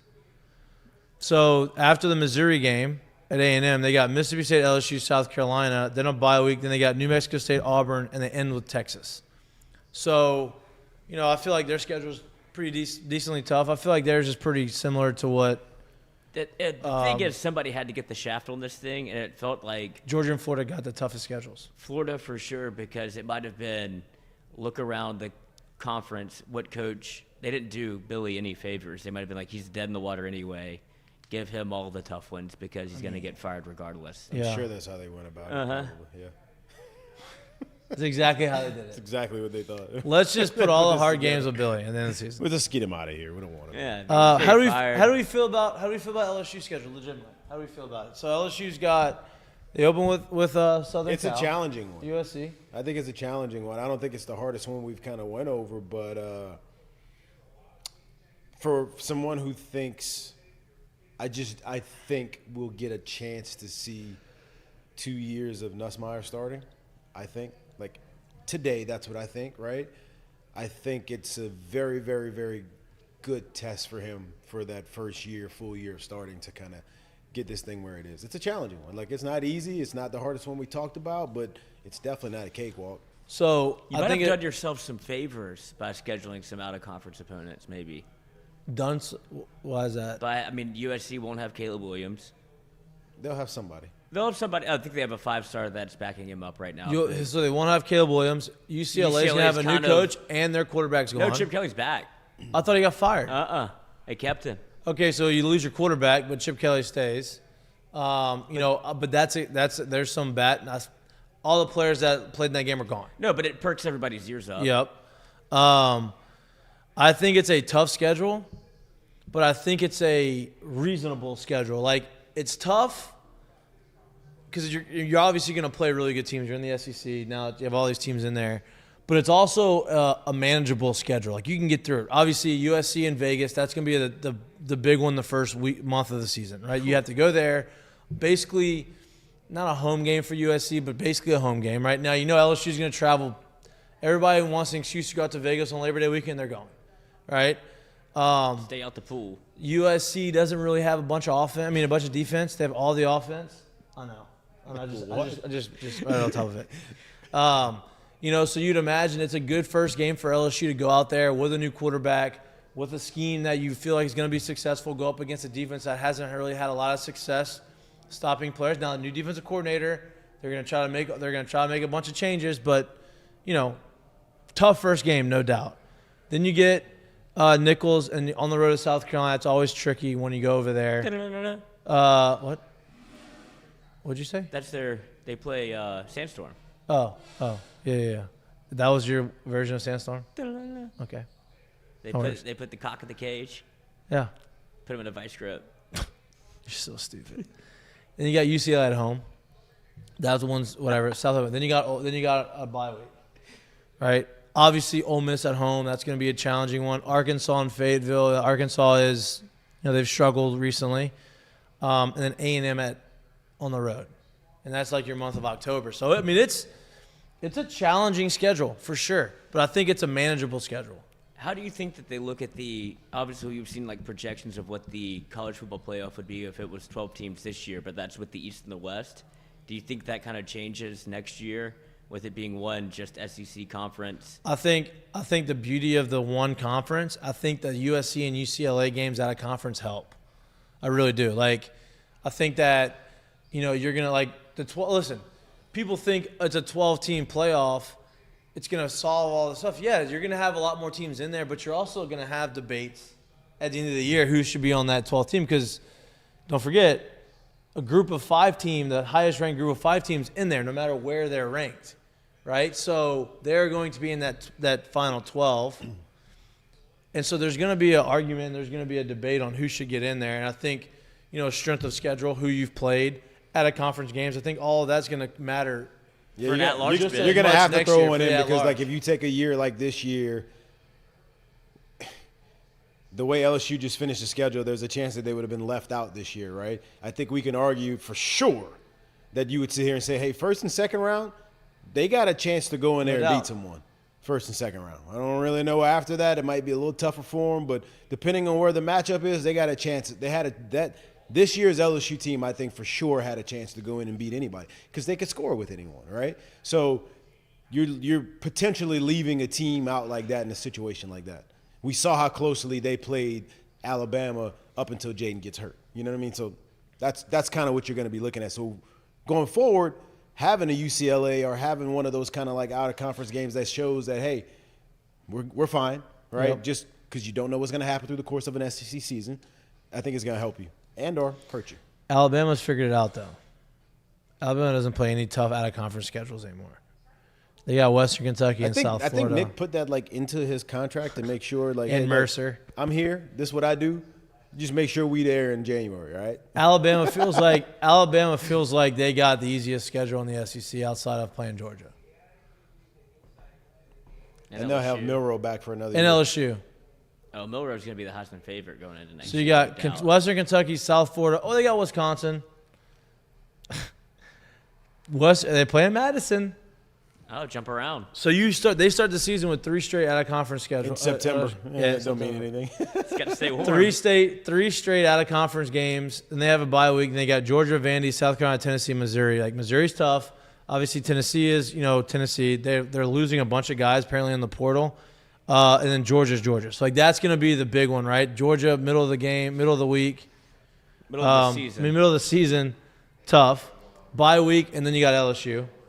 Then you got Mercer, Oklahoma, Auburn. So, like, I think LSU, the way the schedule is set up, it probably is more favorable in terms of, like, bye weeks or off weeks, if you quote-unquote. LSU and Alabama probably have the best laid plans for rest going into big games or a big stretch of the year. Yeah, because, look, first week you have 5 straight if you're LSU. 1 tough one, 1 not good, tough one, on the road, at home, right? Bye. And then bye. Then you got the big game at home against Ole Miss. Right? Big bye week. 7 o'clock. Yeah. Got to have that one. Like, hopefully you're 5-0. I heard that's an 11 o'clock kick, by the way. Oh, they already announced it. They already announced it again. Hopefully you're 5-0, you play them. And then you got 11 a.m. Ole Miss, Arkansas, A&M. Oh, it might. Bye week. It'll be a 7 o'clock kick, right? What? I'm just looking at the other matchups in the SEC. And what else it would go against to not okay, you're looking way too far ahead into that right now.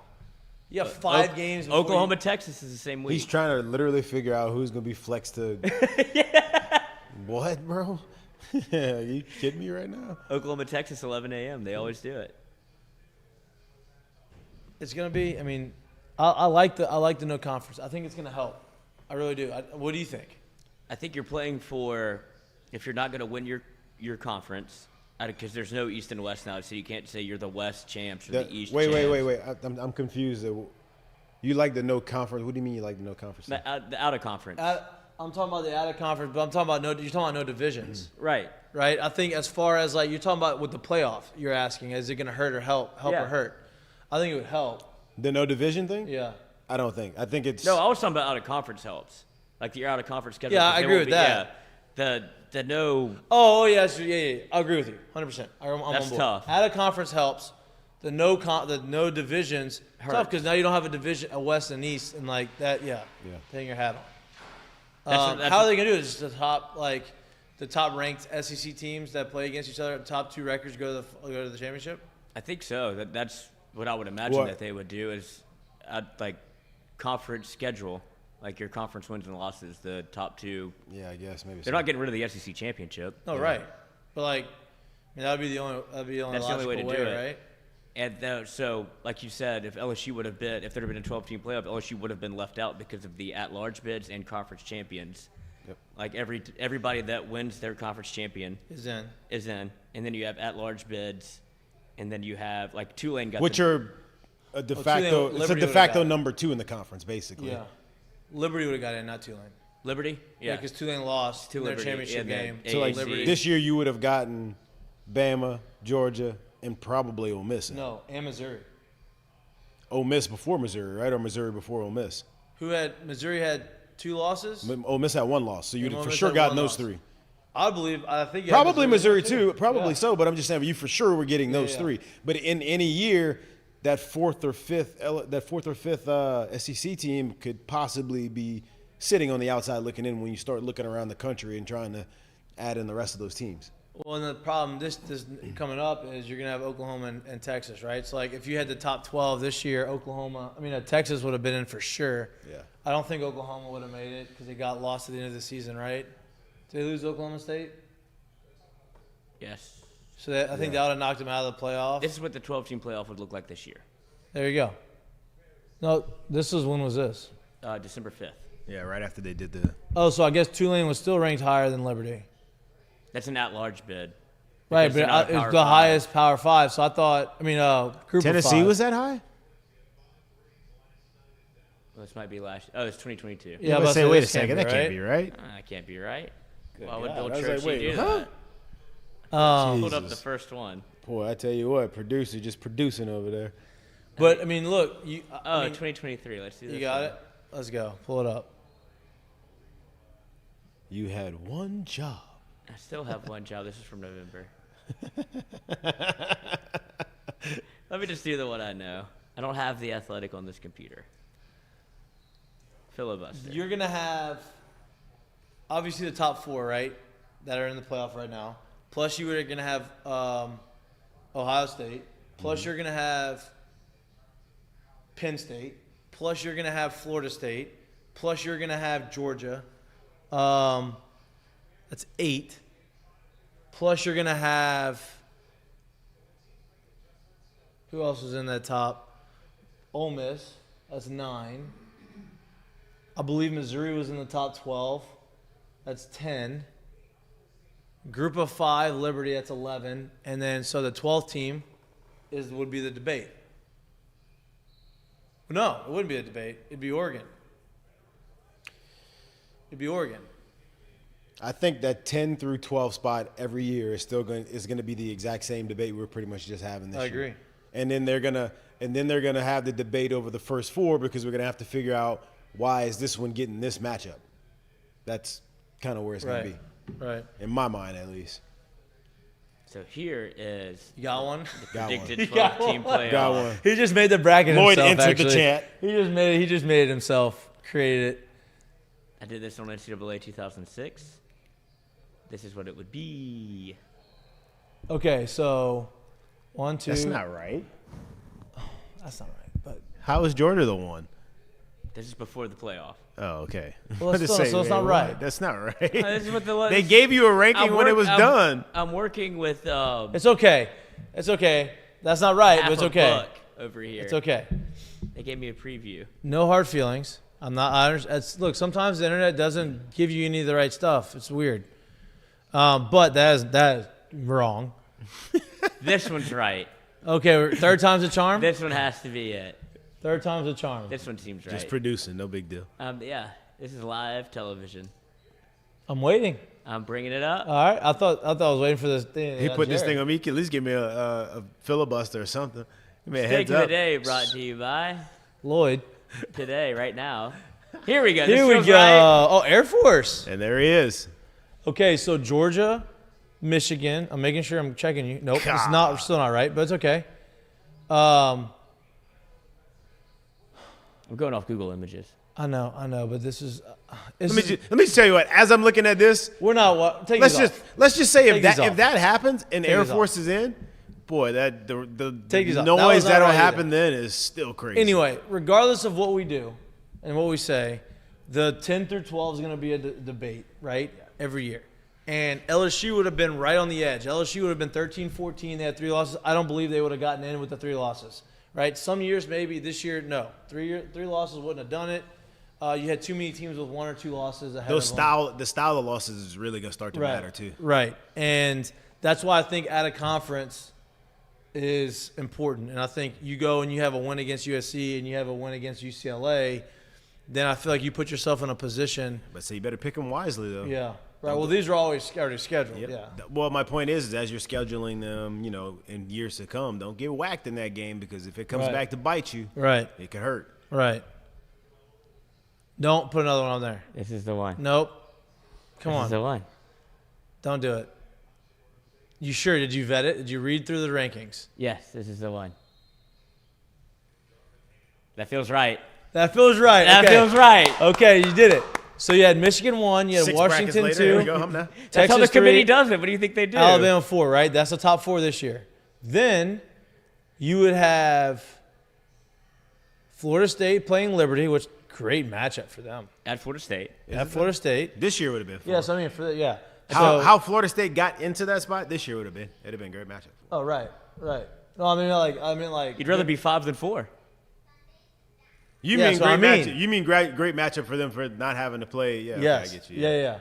So, then you got Georgia playing Ole Miss. Sucks for Ole Miss. You'd have Ohio State playing Penn State, which you already had that game. Which I think, this is how it would be this year. Yeah. I think next year They'll flop you'd that. see some finagling of the rankings so that they avoid that. Don't you agree? I would think so. Right? Oregon, Missouri, I think that would be a very intriguing game. That would be a fun one. Because Missouri's got a really good offense. And Missouri's defense can make some plays. Over under 85.5. Go. Yeah. I mean, this will be, look at this. How much fun this would be. Oregon And would then get- you'll have if this happened, you'd had everyone in Baton Rouge mad as hell that Liberty's in and LSU doubt. sitting at home No doubt. watching Florida But State drum 'em. 3 losses. Honestly, I don't have any qualms. My only qualm about this one is that if 2 years into this thing and a Liberty gets in or another team from a smaller conference gets in and they They get just keep smacked getting in either yeah. week 1 or week 2, they just get absolutely boat raced, then you're going to start being like, hey, look, them teams got to start beating somebody before. Yeah. I don't care about what Right. their record is. They got to beat somebody before we just give them this thing. It's only one of them, at least. Well, that's what I said. We can't say anything about what it'll be next year, but I'm saying when you get to 2, 3 to 4 years down and this thing's going on and that team that's getting that spot is getting smacked in that game, nobody's going to want to keep seeing that They're game. always playing the 5th team usually. Yeah. Yep. I can't imagine a group of 5 team being higher than 12 or lower than 12, right? 12, 11, 12 maybe. But you'd have Oregon would get an extra home game, Florida State would get a home game, Georgia would get Ole Miss at home, and Ohio State would get Penn State at home. Like, those are really fun. That's really fun for those teams to be able to do that. And then the next round's at home too, right? Right, Lloyd? Because the semis and the quarters and the semis will be the remote playoff games again. Yeah. Yeah, because there's what I'm not sure. That's what I'm not sure about. But I know the first round for sure is a home because game. the final 4 and the championship are on the road, right? So like you play one playoff game right now and then you have the finals. I just know that there's been talks about getting like other bowl games involved because of how they wanted to keep the structure similar to what it is kind of now, to where you have the tickets and everything like that purchased, and they have enough sites to be able to do it. And that's what I initially thought they were going to do, right? Hey, maybe have one home game in the playoff, right? The first round's home game, and then the next round is, hey, you're going to play in the... No. It's 2 rounds, you would say, right? No. I know. But, like, right now, and then say if you don't want to get rid of all the bowl games, say, okay, now you have the semifinals, which are at certain sites, and you have the finals at a certain site. Well, then you have the quarters that are going to be at another. I can see quarters on. Yeah, right. So you have the teams that don't have the bye. The playoff, the thing that's already set, right? Yes. You had that first round at home. Yeah. The next round, I believe it's a neutral site. That's what the quarterfinal neutral site, semifinal neutral site, championship neutral site. Wait, so then you're talking about past where the first round is the only home game. Yeah, right. We're talking right. The next round's the quarters, right. And the next round's the semis, and the next round's the final. Well, you said first round. They're still at first round. So the first round's at home. I know. So then the second round is what? The quarters. What? I'm so confused right now. The matchup against where Michigan, week, Alabama, and Texas is not the quarters. The second game played. Yeah. That would technically be the quarterfinal game, and the next one would be the semifinal game. The empty spots is the quarters. Yeah. The completely empty spots is the quarters. Yeah. These are like look at the Time out. Right now, as the playoff stands right now, what's the first round? Semifinals, right? Mm-hmm. How many teams play in the semifinals? 4. Okay. The empty spots. How many are those? You're looking at the spots. There's matchups there. So like, look at it as 2 teams that belong in each one of these things. If you eliminate the play-in games, look at those as play-in games. I am eliminating. That's home games. So what I'm saying right now, where you see teams on that thing, I'm is looking home at where games. Michigan. I know that. I agree with that. That's what I'm saying. So I'm saying where it gets empty at is the quarters. That's exactly what I've been saying the whole time. That's so good for me. Well, you kept saying first round, and I said, the well, first round's the home game, the next round's the quarters, the next round's the semis, and then the finals. I'm confused again. You can't do it that way. Yeah. What do you mean? I'm literally saying the exact same thing. The first round with all the who's teams in the first there. round? All right, who's in the first round? Oregon, Missouri. That's the first round. Then home games. how is the other one the quarters? How is the next one the quarters? That's the second round. That's the second round. Oh my God. What's quarters? So then we just skip. There's no quarterfinals and there's semifinals. How many quarters are in $1? So that would be the 4 There's teams. 4 games. 4 games. And Mikey, this is where I think you're missing. I'm reading this as in that one last box at the end is not the champion, it's the championship matchup. I'm reading that as the last box is the final.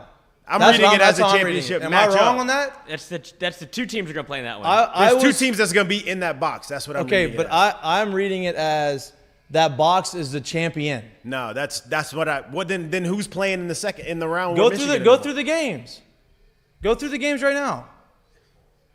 Go through them.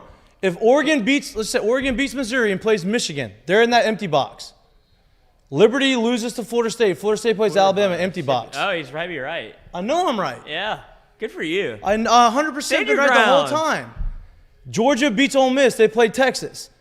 Ohio State. He's right. He's right. I know that. You got me. I know. You got me.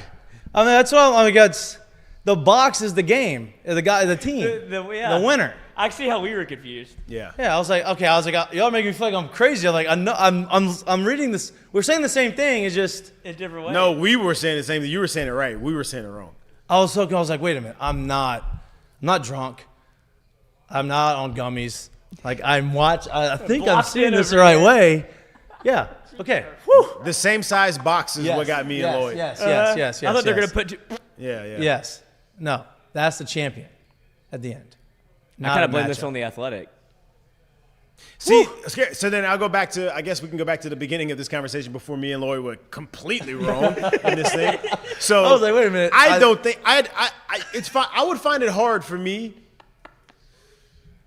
Look, I guess you're obviously around further, this but 12-team playoff will be a big deal at all. Listen, when I get into a playoff situation, if I'm the number 1 team, Coach, we got to have one of them games at home, huh? How we don't get a game at home? You get the Why bye we got to week. just go straight to the road? And that's where I don't like. I feel like that's where there's going to be some pushback. That's the argument, right? Because if they want to keep the bowl games, the only way they could keep the other bowl games is to play it in that quarterfinal round as a bowl game, right? Now, if they say we don't care about the bowl games, then that number 1 seed will get that. I think it may, or maybe they go the other way. Maybe they go with, maybe not. So maybe they go with the absolute first games as the bowl games. The next one is home, and then we'll go back. You get a semifinal game. I just can't imagine a playoff second round. It just once again, if they were to do it that way, to me, is once again they found a way to mess this thing up in a sense of, hey, we're gonna have a playoff situation, but you top 4 teams, the ones that earn the top spot, you don't get to have. You don't get a bye. Yeah, but those guys don't want buys. They want, hey, look, you made a playoff. I'm trying to play one at home. You don't get the atmosphere of being in a home game, but then they say, well, part of being in the playoff is it should all be neutral sites, and you get the best team without home field advantage. Right. I get both sides. I understand both sides. I'm with you. And then the TV money comes. I mean, can you imagine having LSU and Penn State play at LSU in a quarterfinal football game? I think that's more of my point too. Is like these schools, it's hard unless you're literally the payout to get to that top 4 spot is so high that you're like, I don't care if we don't get the home game, we're gonna get the money anyway. Yeah. It's But that's where it feels like Florida State gets a little bit of, at least in this scenario, they get a little bit of an advantage because you get a home game against Liberty And I don't know how they're going to structure it in terms of like bye weeks, how they're going to like schedule this whole thing out. But at least you got one game at home in a playoff scenario, and then you get to go play Bama neutral site, as opposed to being the 4th seed waiting for Bama to come. Right. To like your fate is inevitable. I don't know. I mean, they haven't announced it yet, right? How they're going to do it? Yeah, they have. That's right. That's part of this article. The 4th article I pulled up that had the right one was it's everything that I read was the first round games or home games. Everything is de facto after that, like a neutral site. Neutral so site. only first round home games. Yeah. Okay, so they made a decision. All right, made a decision. They're sticking because to it. I mean I would imagine that if you're in the playoff, from my perspective, if you're able to have your first game in the playoff after you got a bye at home, that just seems like you're setting it up to not be competitive the way that you want it to be. Right. Right, and that's the thing, the home field advantage you want if you're going to get that deep in the playoffs. If it's a playoff, they're already buying up tickets. You don't know if Florida State's Florida State's a bad example because they're playing Liberty, but Missouri, Oregon, right? They don't know. Like Michigan's already buying up the big house, so you're not going to buy tickets in advance just in case. Right. Fun conversation. We got there. Whew. I mean, I'm not gonna lie. For a second, I thought we had. Y'all had me reconsider. I was like, I know, I'm seeing this the right way. At least I think I'm seeing this the right way. I'm seeing the board clearly. And then y'all are both so adamant. I'm like, wait a minute. Am I not? I think it's probably because in my mindset too, like I'm like, hey, like them first 14, they got to be able to play at the crib. So like I'm thinking, there's no way that's how it's gonna be. So and then you see all the teams that were in the first thing already filled in, and so it looked like it was smaller boxes. I got it. I got the confusion. I was just doing the numbers in my head of like the amount of teams that were in there, and it was impossible to do what y'all were saying with the amount of teams that were in the playoff bracket. I was just looking at the 2 boxes at the end. I was like, oh, they're going to put both teams. Because when you usually see a bracket like this too, like at the end is usually just the big emblem of the team. Right. One more long division bracket. Right. We got there. Great day today. I can't wait to show y'all pictures of the big ass buck that I shoot. Are you gonna paint your face with blood? I've done that already. You did it on the first one. Already killed my first one. Okay, good. Yeah. I didn't know if it was for the year. Yeah, I'm not killing it just for sport. I'm gonna eat the meat. I'm gonna have the meat. I'm gonna have a process. So for all those out there that may have feel some sort of way about just going kill for fun, not doing it. I'm going kill a deer, and I'm gonna get the meat processed. I'm gonna have deer sausage and venison. All of my freezer outside, and I cannot wait for it. Let's get to the seggies, though, Lloyd. Mistake of the day is brought to you by Dozy Place. We've had a few mistakes of the day, I think, that we could put in there. We've been driving the wrong way for quite a bit for the last 15 minutes. But, this is apropos of driving the wrong way. Tesla. Have you seen the newest Netflix movie with Julia Roberts? Where the world ends. This is why we should go. Something I watched like Gotti though. It is called Leave the World Behind, and it is a dystopian flick that has a scene in the movie where all the self-driving Teslas block up the interstate on the way into New York. They block up the causeway, so these hackers hack into the cars, get them to block up so nobody can go into the city, and there turns out to be some sort of, World War type deal. Good movie on Netflix. Check it out. You watched it? Yeah. And so that's what made me pick the mistake of the day, which was Tesla recalls 2 billion cars with insufficient autopilot safety controls. Listen, I was waiting for that. Autopilots, gotta have a lot of trust in that thing. Oh. I mean, you have a lot of trust on the autopilot. So not more than a week after this movie comes out, Tesla is recalling more than 2 million vehicles to fix autopilot systems that U.S. safety regulators determined did not have enough controls to prevent misuse, the largest recall of Tesla's driver assistant software to date. So I do believe that the owner of X, formerly Twitter, Elon Musk, is very much online, probably saw the movie, heard some pushback, and said, let's roll all these vehicles back. And the amount of people that will send them in to get recalled is probably very minimal, because I wouldn't. But I feel like the Netflix culture and it being all Teslas in this picture probably had something to do with the recall. Like, let's check this one more time just to be safe, because I don't think we really know how it works. That's tough. So, Elon. Would you use a self-driving car right now? Oh, my God. You saw me back out one time. Yeah, but Like, would you like a long trip? Like, would you pass out in the car and let it drive by Absolutely. itself? You don't care if it would right? No. You trusted it. You Absolutely. trusted it. Well, and that's not even the fact of trust. It's the fact that I don't have to do anything. You just have zero care for your life. Right. Okay. Yeah, I'd be in the back. But I do think that there's a world where people are actually using these as like imagine what I can do on my commute. As opposed to driving, I can knock out For 45 sure. minutes of work. For sure. I would just be like, I can't believe I don't have to do anything. Yeah. 45 minutes of sleep. I'm on the trust me. If I could have a self-driving car right now and have to go back and forth from Lafayette, it'd be nice. I mean, you'd still be in traffic.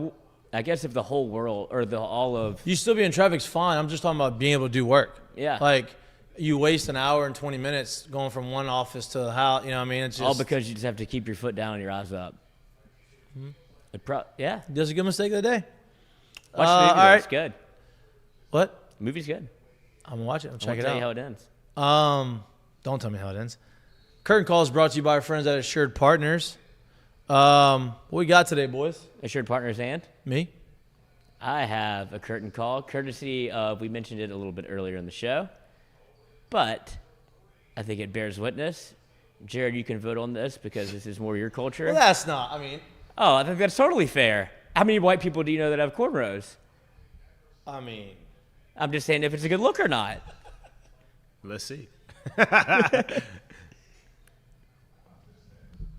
I can guarantee you. Can we get some video of this thing? I thought there was a video. No. If it was on I saw this. I just don't remember. That on the top. Barstool. This is from an LSU player I that know, 'cause posted it that said Barstool. invited to the cookout. I didn't know who posted it on the top. Invited to the cookout. Oh God. It's from LSU Barstool, so I don't think they had the video. They just screenshotted it. He definitely had a sister do it, does he? They're kind of tight there, though. Hey, those are tight. Hey. Listen, I've never had cornrows, but I feels like that would hurt. Is it hurt? Does it hurt? It's a little tender at first. Fuck. Have you ever had cornrows? No, my brother used to do it all the time, though. I mean, that feels like it would hurt. Like when they get it super tight. Oh, here's the video. I mean, the man is. If you were worried about the transfer portal and what week, Seems like he's bought in. I think he's bought in. Or maybe that's just personality. He's having fun. That's what I'm saying. Seems like he's bought in, though. And it feels like he's going to play a lot in the bowl game. And he's about to make a name, and he's about to do something. Yeah, she got him tight. She got him right. Bro, the mustache really is killing me. Yep. The mustache kind of throws me off a little bit. Riff raff. Oh, that's great. That's a There good you go. one. Yeah, so who got him? It's December right now. There's not much going on, guys, so I'm going to go ahead and throw this one, too. Because we had such a packed show, my curtain call will go to everyone who threw a question and asked Mikey and Mitch, we and couldn't didn't get to it. and we are very sorry. The curtain call to y'all, we'll get back to you. Oh, add we'll those keep to them the in there. next one. Yeah, We'll add keep those it to the in next week because we're There not you going to have a show on Friday. there. Yeah. Because I'm hunter and gatherer this weekend. Good curtain call. There you go. Shout out. My curtain call is to our friend Tommy Moffitt. Because, you can say what you want to say about him. You can, not be happy for him. You can try to be that, I'm only LSU, whatever. He loves football. He loves coaching. He loves making an impact in people's lives. And you could tell the pure joy and excitement in his voice and the way he's talking about it, that he's excited for this opportunity. I'm excited for him. It's been 2 years, and being in a coach for 30-something years in a row, 2 long years of not coaching, and now he's back in it. So shout out to him. Hopefully he does a really good job over there and puts A&M in a position to compete and hopefully lose LSU every year, but compete. So curtain call to him. early curtain call to Billy Napier maybe after that schedule. If he gets through that, man, that's a curtain gauntlet. call. If he gets through that, it's a curtain call. I advise him to try to get there undefeated. Yeah, It could get ugly. no doubt. That's all we got for you today. Enjoy the rest of your week. Enjoy your Wednesday night. We'll be back with you live on Monday from 6 to 8 p.m. We appreciate all the love and support. We appreciate you getting us to 5K subscribers. dot. Right on the dot. Nobody unsubscribe. Y'all just keep subscribing. Let's get up to 10K is the next milestone. We got a little ways to go. I want to get a plaque from YouTube. Yeah. You get 10. You get a plaque from 10? I think it's 100,000. Oh, well. We'll be there soon, too. Yeah, we got to get there. We gotta do something. He was saying that shit like we were right around the corner. Yeah, I was like, yeah, 10K is the next one. We appreciate you. If you can't watch us, please we get anywhere you get your podcasts. We appreciate all of our sponsors, and we couldn't do it without all of our fans, all of our sponsors. Couldn't do it without you, Our Lloyd. friends. Our friends. We love y'all. Enjoy the rest of your week. Enjoy your weekend. Peace. Good luck with your hunting. Thank you. Okay. See you.